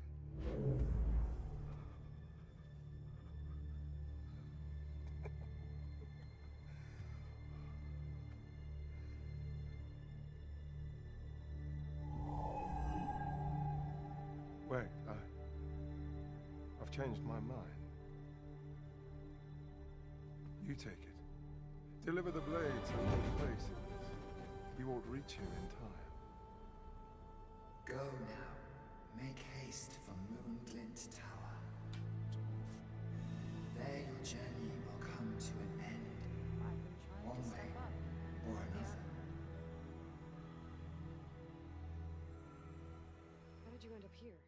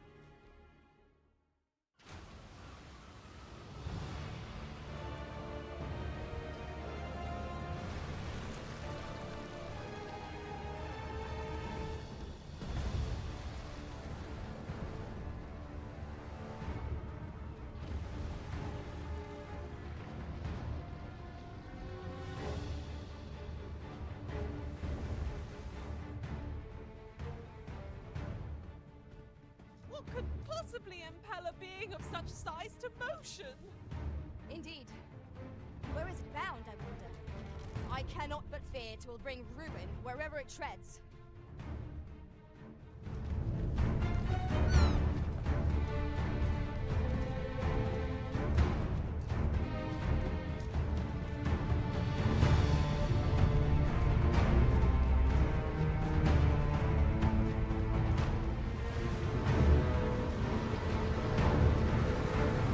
What prodigious size! How could we possibly face such a thing?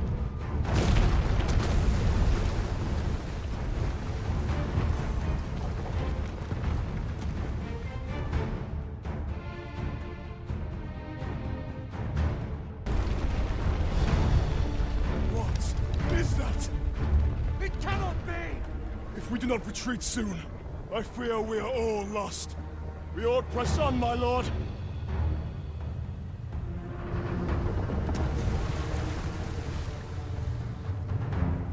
Mine's not the stone puppets, then.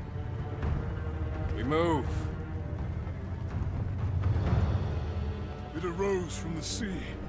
What could have summoned it?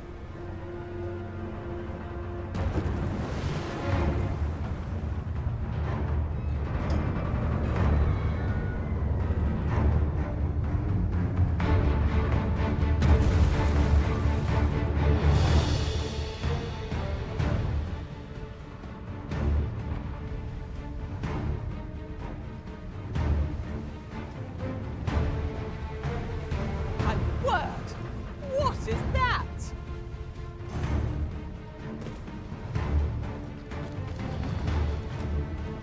let us do whatever we can to slow it down. It might prove futile, but it's better than watching on in despair. By your leave.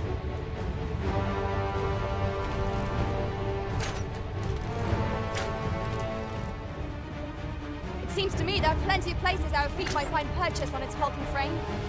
And, as fortune would have it, cliffs extend on either side. Shall we try jumping down on it from on high? Of course.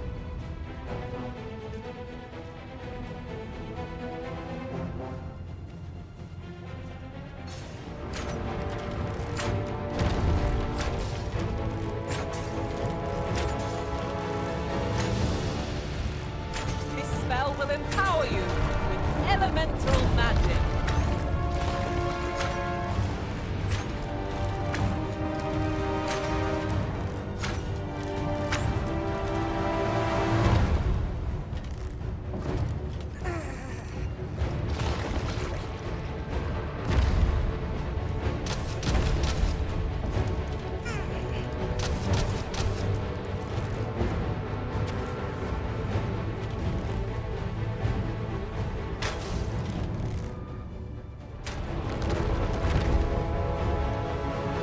Look out, Arisen! We're under attack!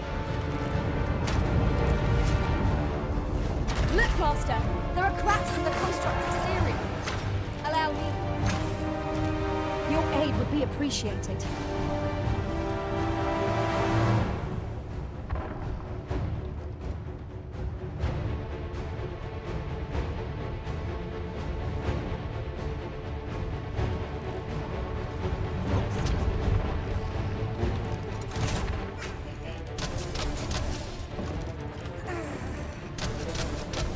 Fret not. I'll make the pain go away. Hold on. Stay right there.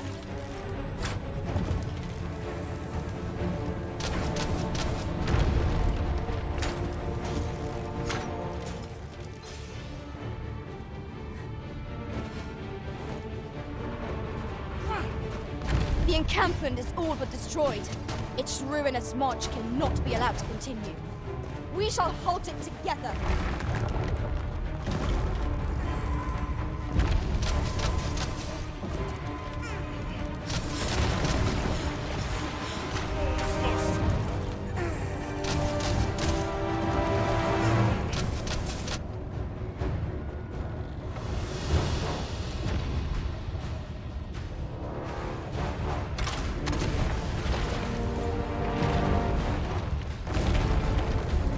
Now's your chance, Master. Aim for the stakes.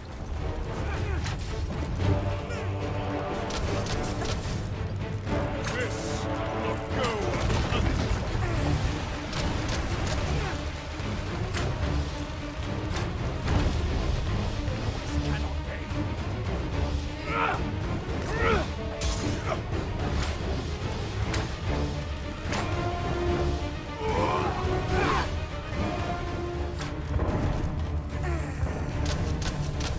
We ought to make use of anything and everything we have at our disposal. We can always stock up again after the battle. We're not the only ones in this fight, but that's all the more reason to bring everything we have to bear. Of course.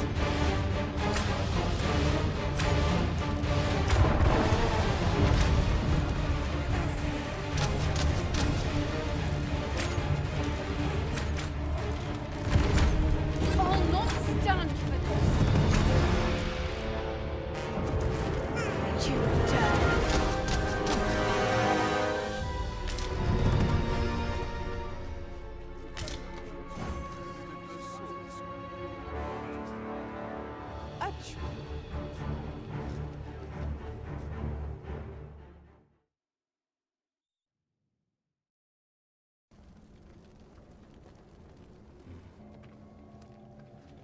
Twould seem the stone puppet has stopped. Have the wounded been tended to? Yes, my lord. Good. I trust you are prepared, Sovereign of Vermund. Will it really be all right? I'm not about to be charred, am I? Fear not. You are in no danger.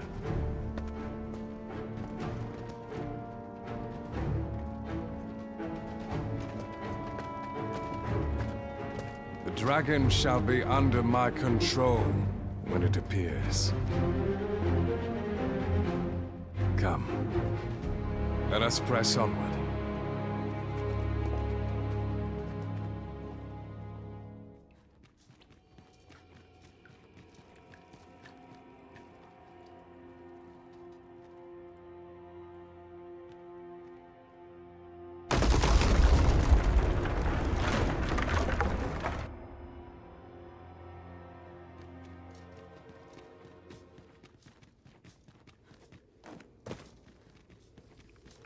What purpose does this contraption serve? Perhaps you might investigate, Arisen. We pawns will be ready to respond, whatever the outcome.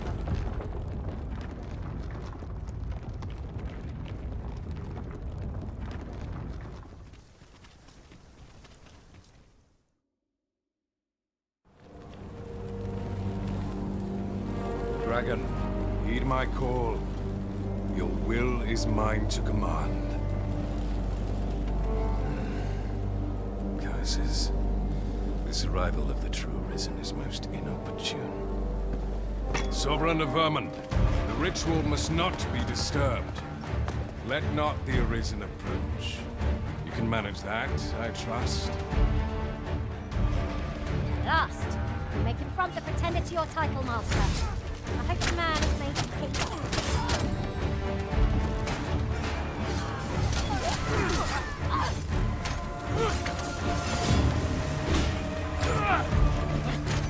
Let my magic imbue your weapon with the fury of the elements.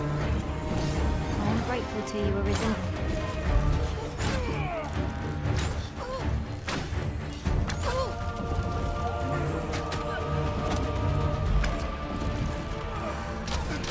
Right where I want you. I will protect you.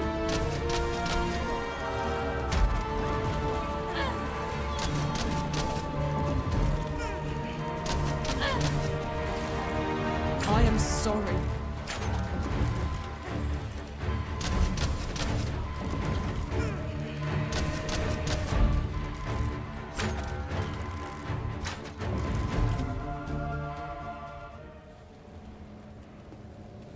Your efforts are for naught, Arisen.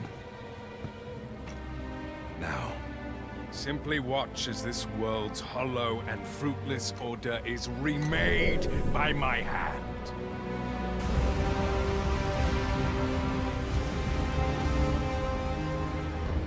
The ritual is complete. The dragon comes.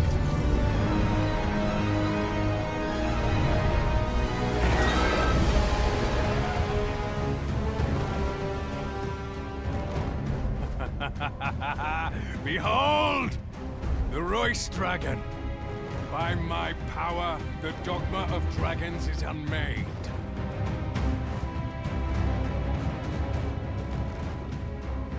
You could ne'er understand, Arisen.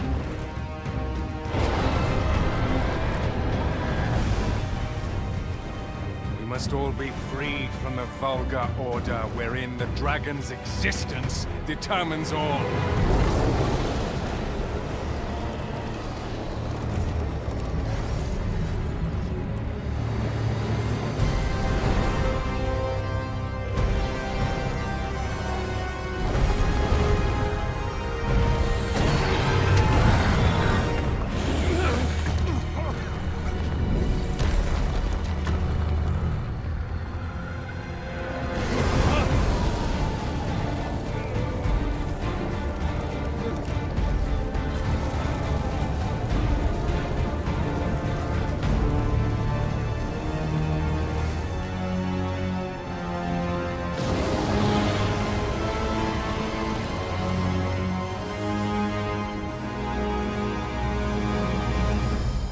Not enough.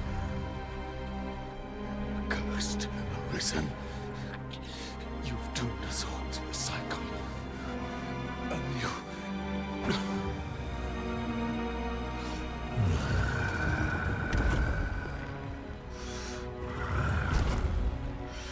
Greetings, Arisen. Hast thou summoned the resolution to face me? Then answer me this. Why dost thou fight? Is it to reclaim thy flesh, thy stolen heart? Or is it to reclaim thy throne? I offer thee a choice.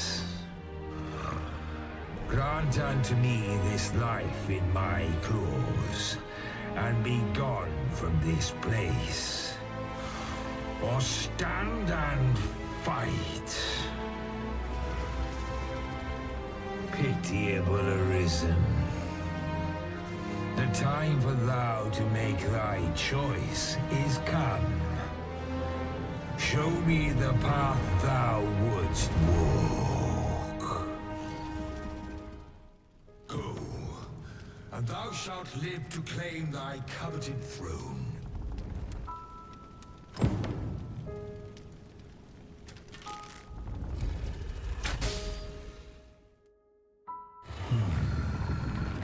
Intriguing. This then is thy will.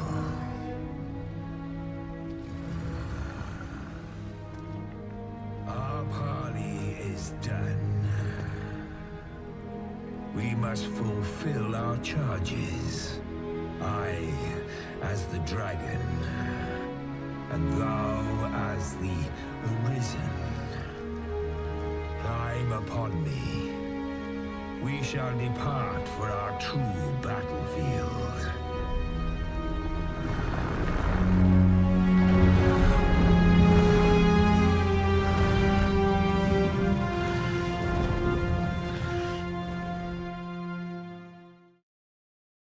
Thou wishest to dismantle the world's will, just as I do. Yet dost thou know what awaiteth the world, should it meet such a fate?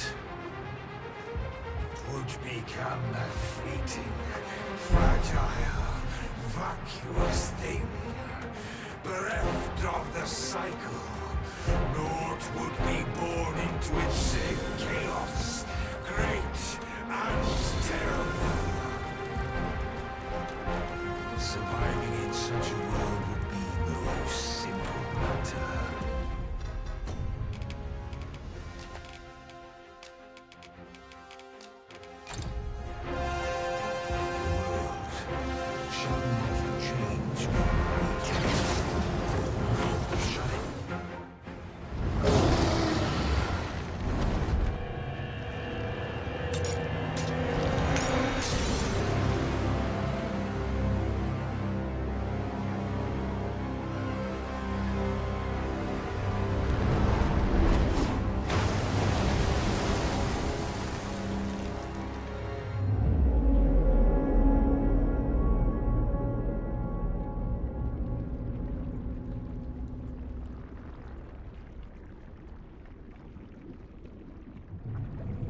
No, stay away.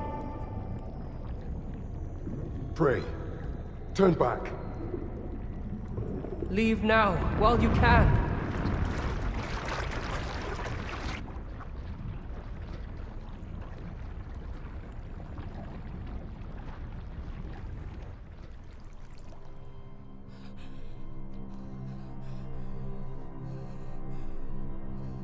You have strayed, Arisen.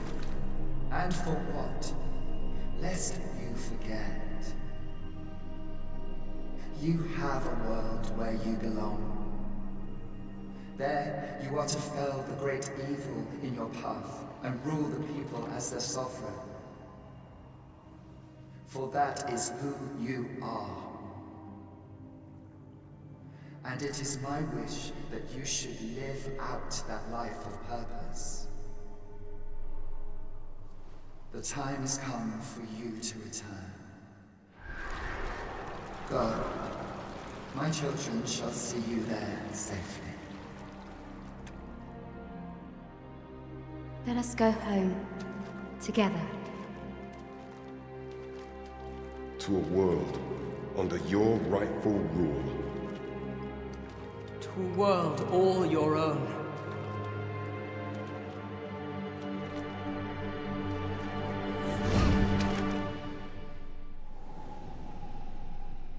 This is your will? Then behold, a world unmerciful, bereft of the benevolent hands that guides.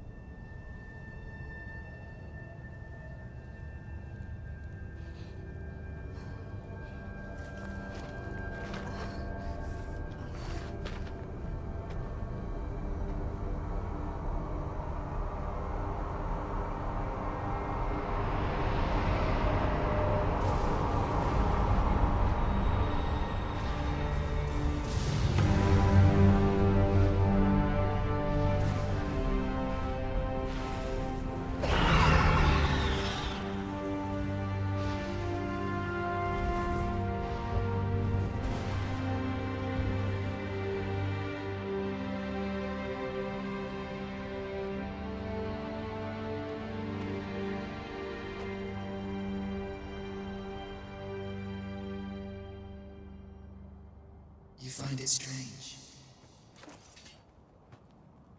But this is your world. The world to which you longed to return. Alas, if only you had chosen to become sovereign. At the end of your travails, you could have ruled over these lands in perpetual peace. Yet that world of limitless possibilities has ended. You stand now upon its remains. The vestiges of a world that could have been so much more. Innumerable wills have served to deliver this world from extinction time and time again. You alone have refused to carry out that great purpose. What you see before you is the consequence of your apathy. Behold.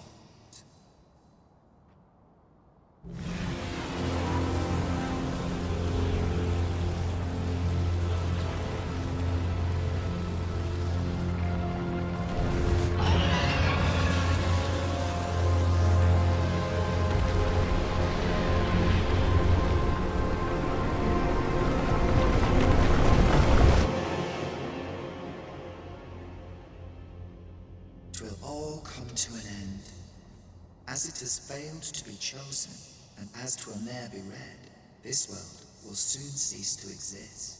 In the blink of an eye, the sickle of oblivion will reap aught that you have known. I would advise you not to waste these last moments. Explore the remnants of this world while you can. Perhaps, in doing so, you shall come to see the truth, and know the wretchedness of a world unworthy of being chronicled. How shall you fare, I wonder? Will you endure in this world, abandoned and unprotected?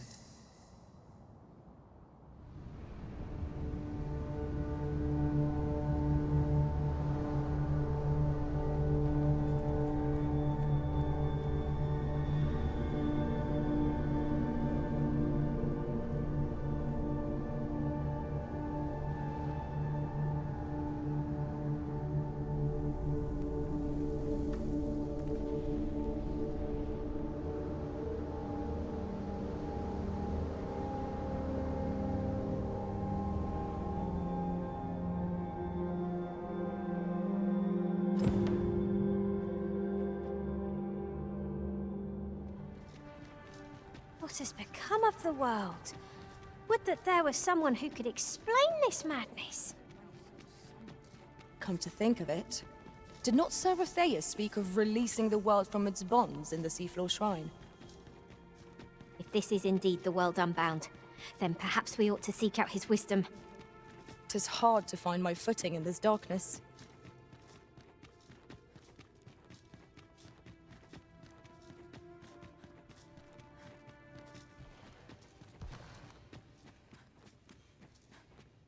Ah, Arisen.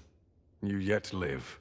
I suspected as much, given that your pawn still remains. One might hypothesize that your pawn is sustained by your vital essence. Or perhaps something more. In any case, we ought to apprise one another of the situation. Is there aught you would know? Ah, yes. I trust it has not escaped your notice that the end of days is upon us. After you vanished, together with the Red Dragon, the seas rose to swallow the skies. 'Twas perhaps a month from that evil day when a new calamity befell us. A host of dragons descended from the skies and fell upon the land with fang and claw. Luz the Oracle called upon me ere you arrived. As she tells it, Melve and its environs have already fallen prey to the beasts. 'Tis surely only a matter of time before the rest of the kingdom follows suit. I found the poor creature collapsed by the wayside near Batal. Recognizing your pawn, I decided to take the ailing thing into my custody. I thought it possible that the Arisen's pawn might hold the key to making sense of all this madness. Alas, try what I might, your pawn will not wake. Mayhap you will succeed where I could not. The pawn is, after all, yours to command. Indeed, then I shall take my turn. In your absence, I had hoped your pawn might yield me some information. But as you have returned, I would hear the truth from your lips. Tell me, Arisen, what became of you this past month? So, following your plunge into the sea on the dragon's back, some mysterious presence reached out to you. Could that have been the World Forged? Yet why would such a being linger in those fathomless depths? I can only speculate, and speculate I shall. This ought to prove a fruitful avenue of investigation. For that, I thank you. Now, if you can find a way to end this interminable slumber, your pawn is, of course, free to rejoin you.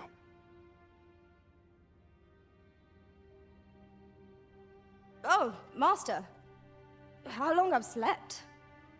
Far too long, it seems. But worry not. Now that I am awake, I shall follow wherever you lead. I admire your dedication, Master. 'Tis no small feat to hone one's skills so fine. There is always room for improvement, after all.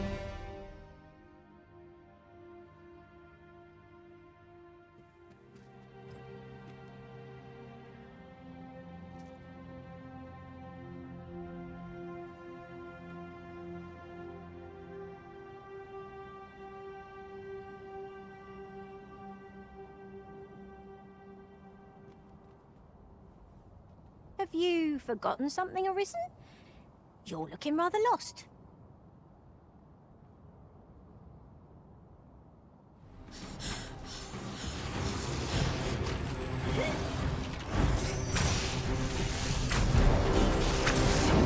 No one can defend themselves when grappled like this. Douse the flame before it is too late. You are in need of healing. Allow me. That's right there.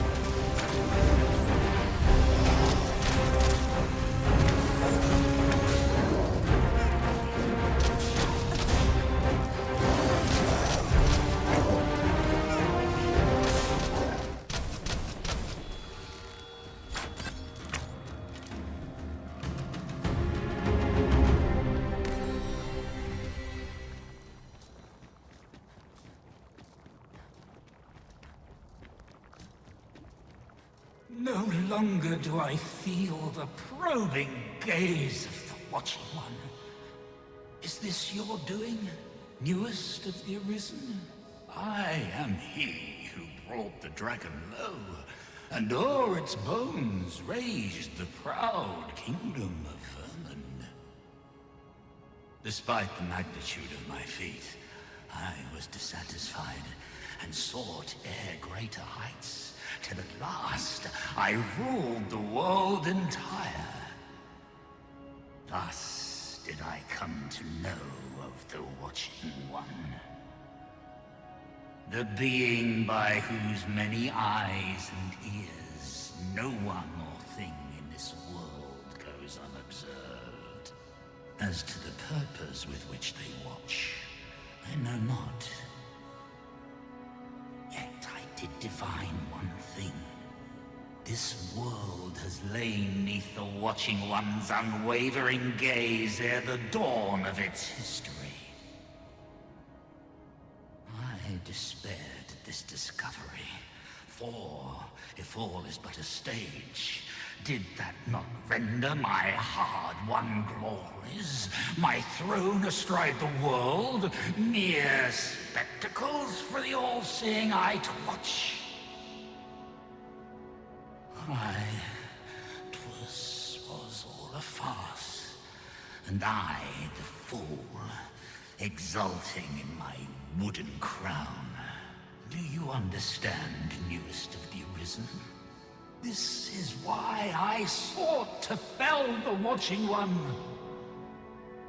Alas, though I cut down all who seemed false, be they man or woman, human or beastman, young or old, I did not succeed. Indeed, my efforts led only to my own ruin. I was dubbed the Mad Sovereign, and by the hand of the new Arisen, consigned to this place forevermore. Yet, I can only assume that you have achieved what I could not. How else to explain the changes I sense in the world? Ah, what bitter gall that I cannot witness the outcome for myself. Falter not, newest of the Arisen, for your path is just. And, fading spirit though I am, I may yet summon those who can be of aid to you.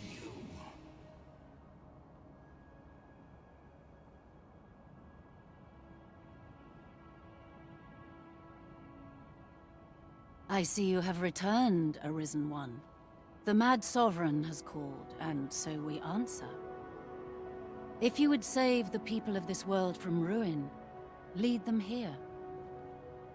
For this place may chance to escape the coming destruction.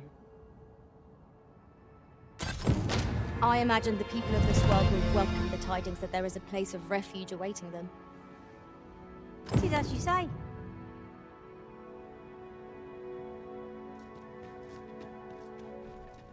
So on that evil day when the seas rose to cover the skies, we were blessed anew with the breath of life. To what end and by what power, we do not know.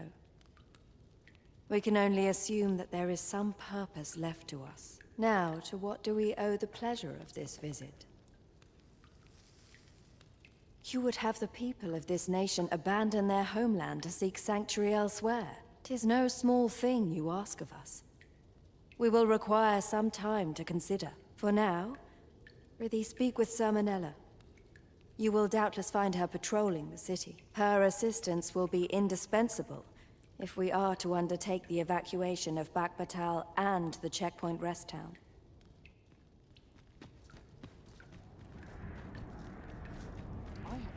You've pushed your luck too far. I'll not take that from you. Pray calm yourselves, good people. I will have none of this squabbling. Sir Manella, you don't understand. This scoundrel's the one who started it. No, you don't understand. This is no time for the people of Batal to be quarreling amongst themselves. We shan't weather this calamity unless we can recall our common purpose and unite our efforts towards it.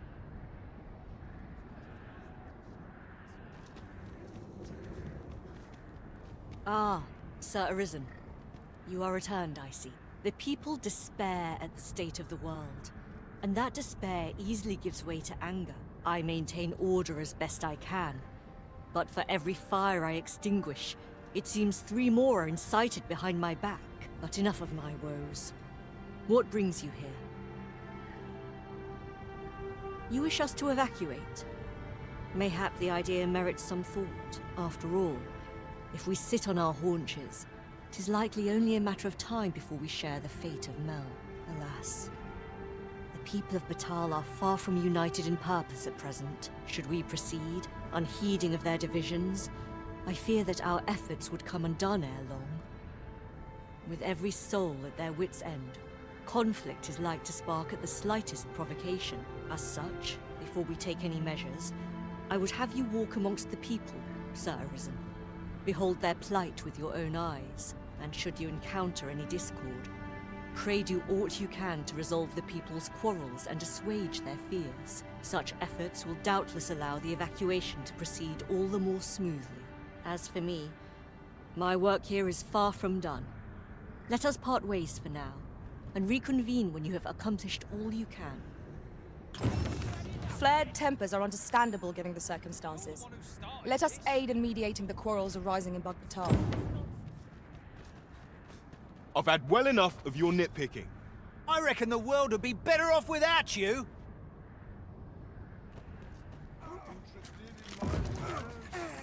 Oi, you! Don't go poking your nose in our business. This is between us. Aye, leave off or we'll make you. I know you think sterner stuff than that. Let my magics grant you an elemental boon. Have you lost your bloody mind? Reckon you can just cut us down in the street? What's the matter with you? Eh? Fine, fine. We'll set our squabble aside for today, so bother us no more.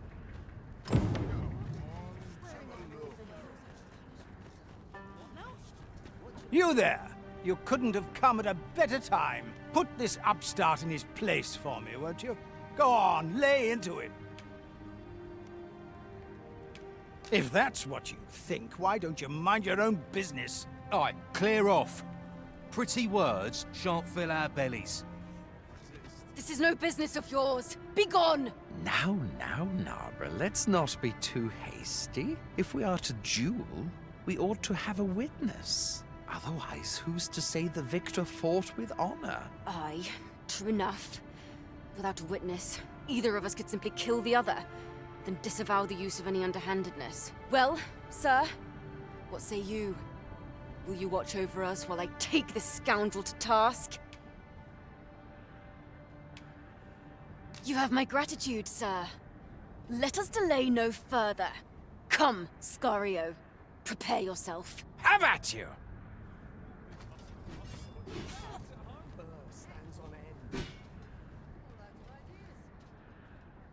What can I do? We'll pull through yet! You're 10 times stronger than I'll ever be. I'll take any chance not to think peaceful One more. I believe in you. Mercy! Is that it? Might as well lay down and die. How odd. I admit it. I underestimated your skill. The loss is mine. Nay, 'twas I who underestimated you. I'd thought to score an easy victory, but you fought fair and capably. We owe you a debt, sir. 'Tis on your account that we've seen some sense. Were it not for your timely appearance, I'd wager this nonsense might have cost one of us their life. Indeed. Better to hone our respective skills than take up arms against petty slights, I say. It seems some things can only be resolved by crossing blades. But I doubt they'll quarrel again after this. Ah, Sir Arisen. In less pressing circumstances, I would take issue with your methods, but I cannot deny your efficacy. The people of Batal are beginning to see that they must stand together if they are to survive this calamity. We shall see the fruits of your labors when the time comes to evacuate. At the very least, we need not expect too much opposition to the announcement. Pray, return to Empress Nadinia and apprise her of your doings. I must remain here to ensure no further squabbles arise. Heavens only know how many lives you have saved this day. I hope you'll accept this humble reward for your efforts. What say we report back to Empress Nadinia? Her Majesty ought be willing to commence the evacuation now. Understood.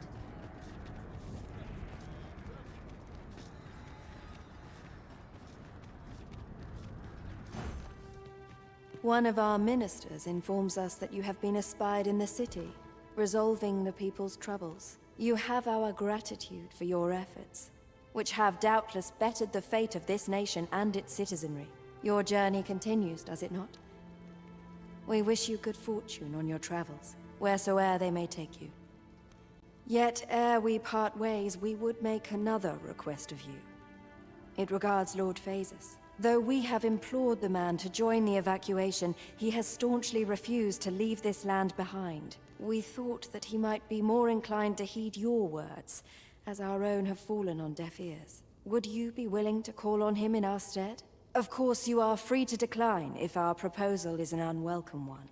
Pray excuse the interruption, Your Majesty, but I fear time is upon us. I would see you prepared for the road ahead. Indeed. Forgive us, but we must take our leave. Farewell. That batal and the rest down are now safely evacuated. I'm certain we can rely upon Sir Manella to keep the peace. Not bad, all things considered. Your Majesty. How glad I am to see you safe. Where have you been this past month? The end of the world. Are things truly so dire? Though, I am aware of the dragon attack on Melv. We received word that naught but a smoking ruin remains. 'Twas a tragedy, and I would not see it repeated. However, without a clear path, we in the Guard shall be hard-pressed to forestall the impending crisis. You would have me evacuate the city? I see. Mayhap 'twould be for the best. Ever since the fall of Melv, the citizens of Vernworth have lived in fear that their homes are next to be assailed. If there is safe harbor to be found elsewhere, I believe we have naught to lose by seeking sanctuary. But I doubt I could convince the people of this city to abandon their homes, however terrified they may be. Methinks your Majesty would do better to ask this of the Regent King. After the false sovereign vanished and the world was altered, His Grace has been the one keeping order here in Vermont. If the people will heed anyone, 'tis him. 'Tis admirable how Regent King Sven has taken up command of the kingdom. We would be remiss not to offer him our aid. Understood. So you've come. I'm glad to see you. Captain Brandt has already apprised me of your proposal, a full-scale evacuation of the citizenry. Truth be told, I had reached the same conclusion. So long as we cower within these walls, we must live in fear of going the way of Melv. My ministers have approved the plans, and I have petitioned the encampment survivors and the Thieves' Guild for aid. The only remaining obstacle is my mother. She has set herself stubbornly against any such flight. I have tried to make her see reason, but of late she has taken to shutting herself in her chambers. However, I cannot bring myself to leave my own mother behind. If I cannot convince her, I mean to remain here and share in her fate. Now, there are a few matters I must attend to before we can evacuate, and I would fain welcome your assistance. We will require several ox carts to carry the sick and aged out of the city. Might I prevail upon you to petition the merchant at the ox cart station in the west of the city for their use? You may assure him that the royal treasury will foot any and all expenses. Queen Regent Disa hardly leaves her chambers, and all her meals come back scarcely touched. Between you and me, I fear for her health. Have you come to claim my life, Arisen? Well, far be it from me to deny you, but I shall go to the grave with a smile on my lips, for I have no regrets. All I did for my darling son. So do as you will. I have no intention of begging for mercy.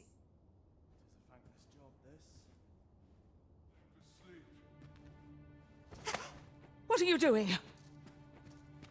Unhand me at once! Guards, help me!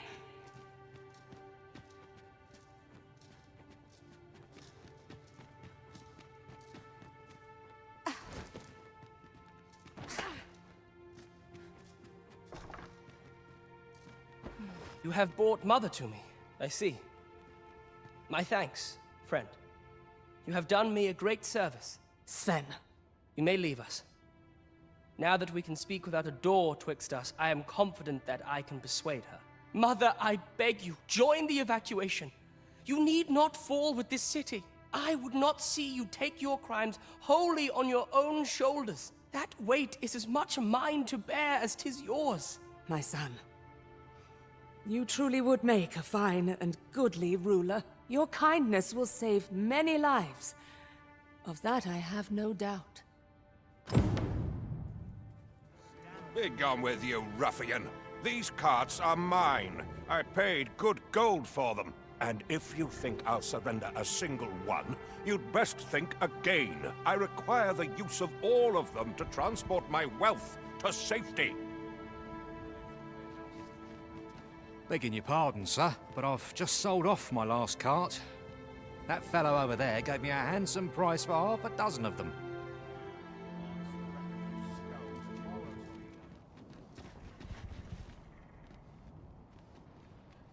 What are you doing? Put that away. No, spare me. I pray you.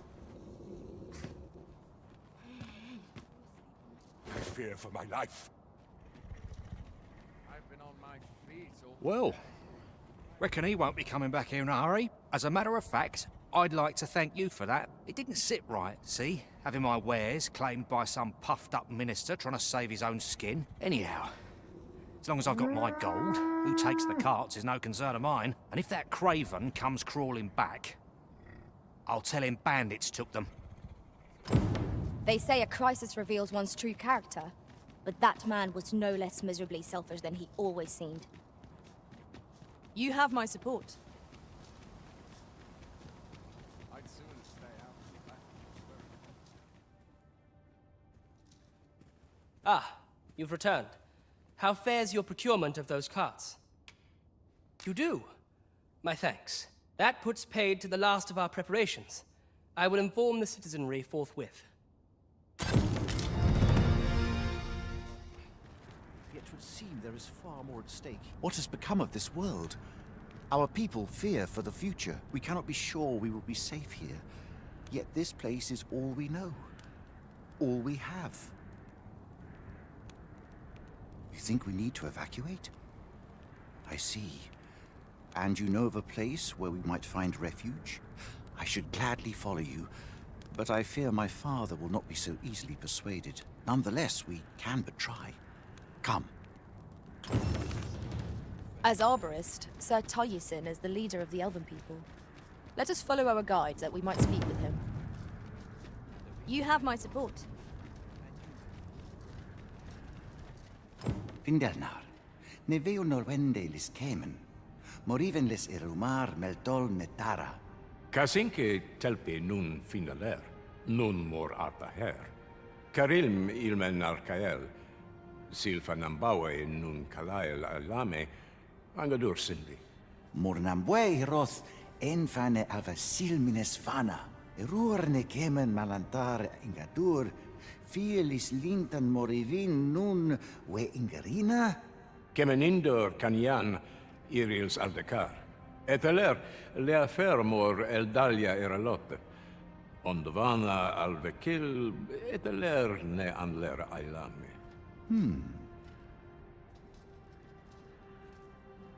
I am afraid my father has closed his heart so tightly that even my words cannot reach him. If only the arbor heart were restored to health.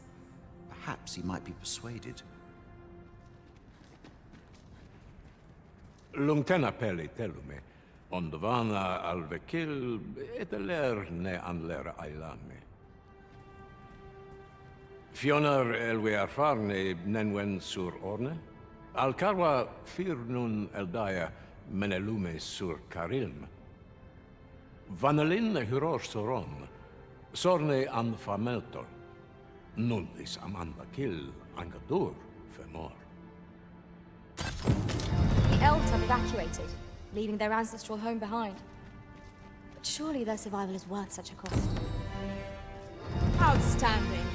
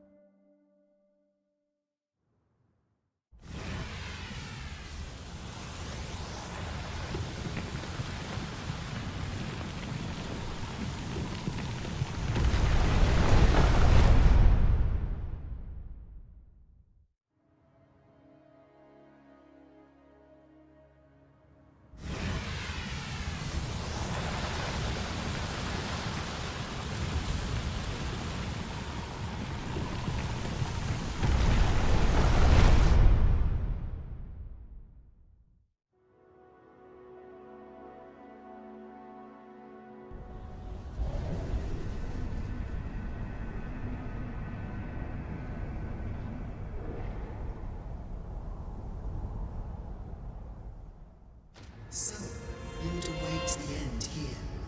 Do you view coming to this place, perchance? Take heart then, for your choice may have been the correct one. Why choose to struggle in vain? The end can be delayed, but not forestalled. You see, from the moment you rejected the world's will and cast aside the dogma of dragons, the threads from which this world was woven began to unravel. Do you understand, Arisen? All of this was wrought by your will, and your will alone. Ultimately, your comprehension is of little consequence. No amount of effort on your part can cause the conclusion that awaits to be rewritten. Good morrow, everyone. Off we go then. Ready to forge on?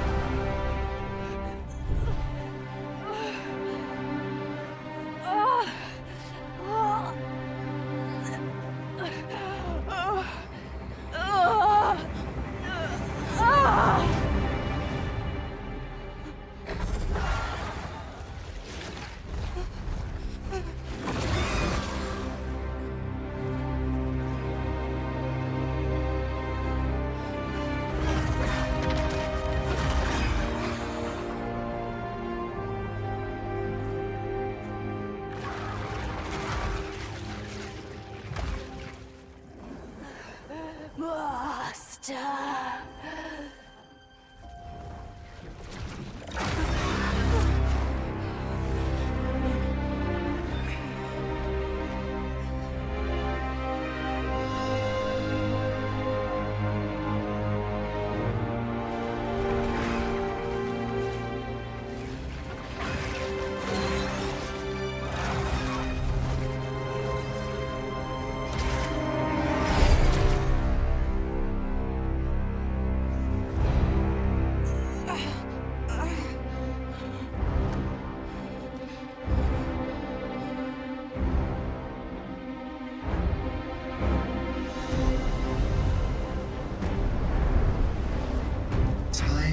Worlds uncountable created, only to be snuffed out like candles by the cold breath of oblivion.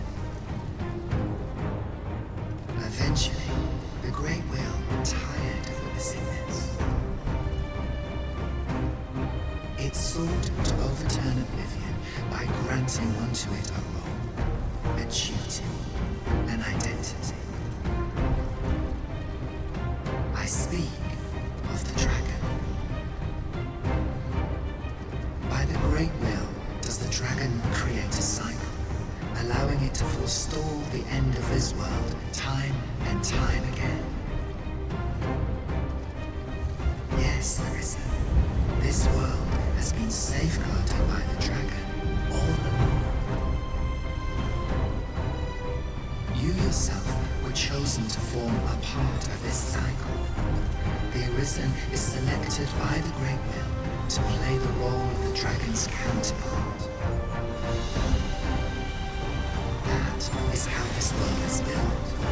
The dragon serves to continue the cycle, and the Arisen exists to oppose it.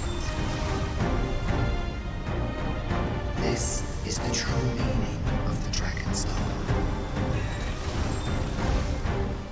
Once, everyone in this world had a role to play. Tale has no excess. There must be a reason for each character's inclusion.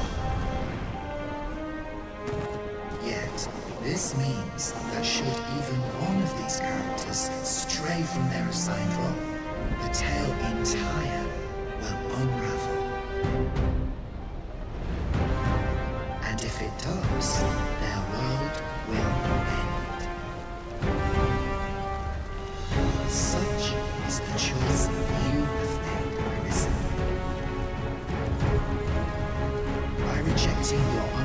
position in this world, you have robbed all others of the chance to fulfill the roles they were assigned. The pawns are no exception. Born in the nothingness of oblivion, they were granted the role of aiding in the perpetuation of the cycle. Yet, bereft of the dragon, that role has been unwritten.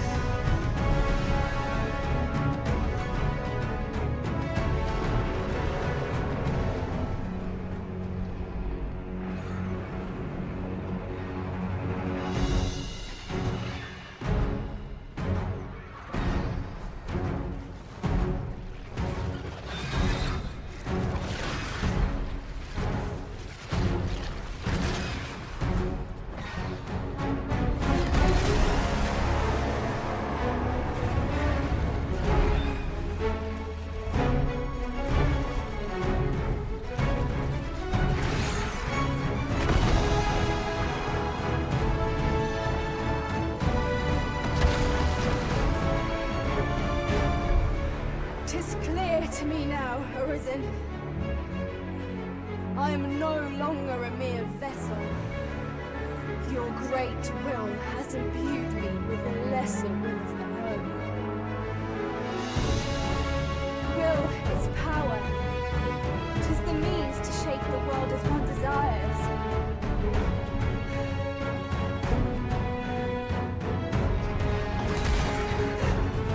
Master!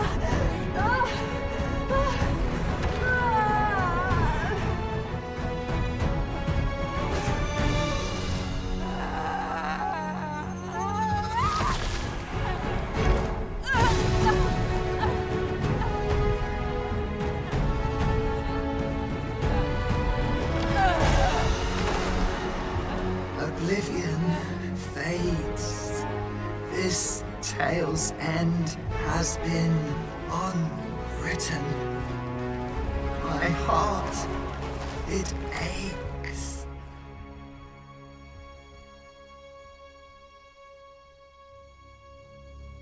A new world comes. A new tale is set to unfold. Yet, it seems I will not be there to watch it.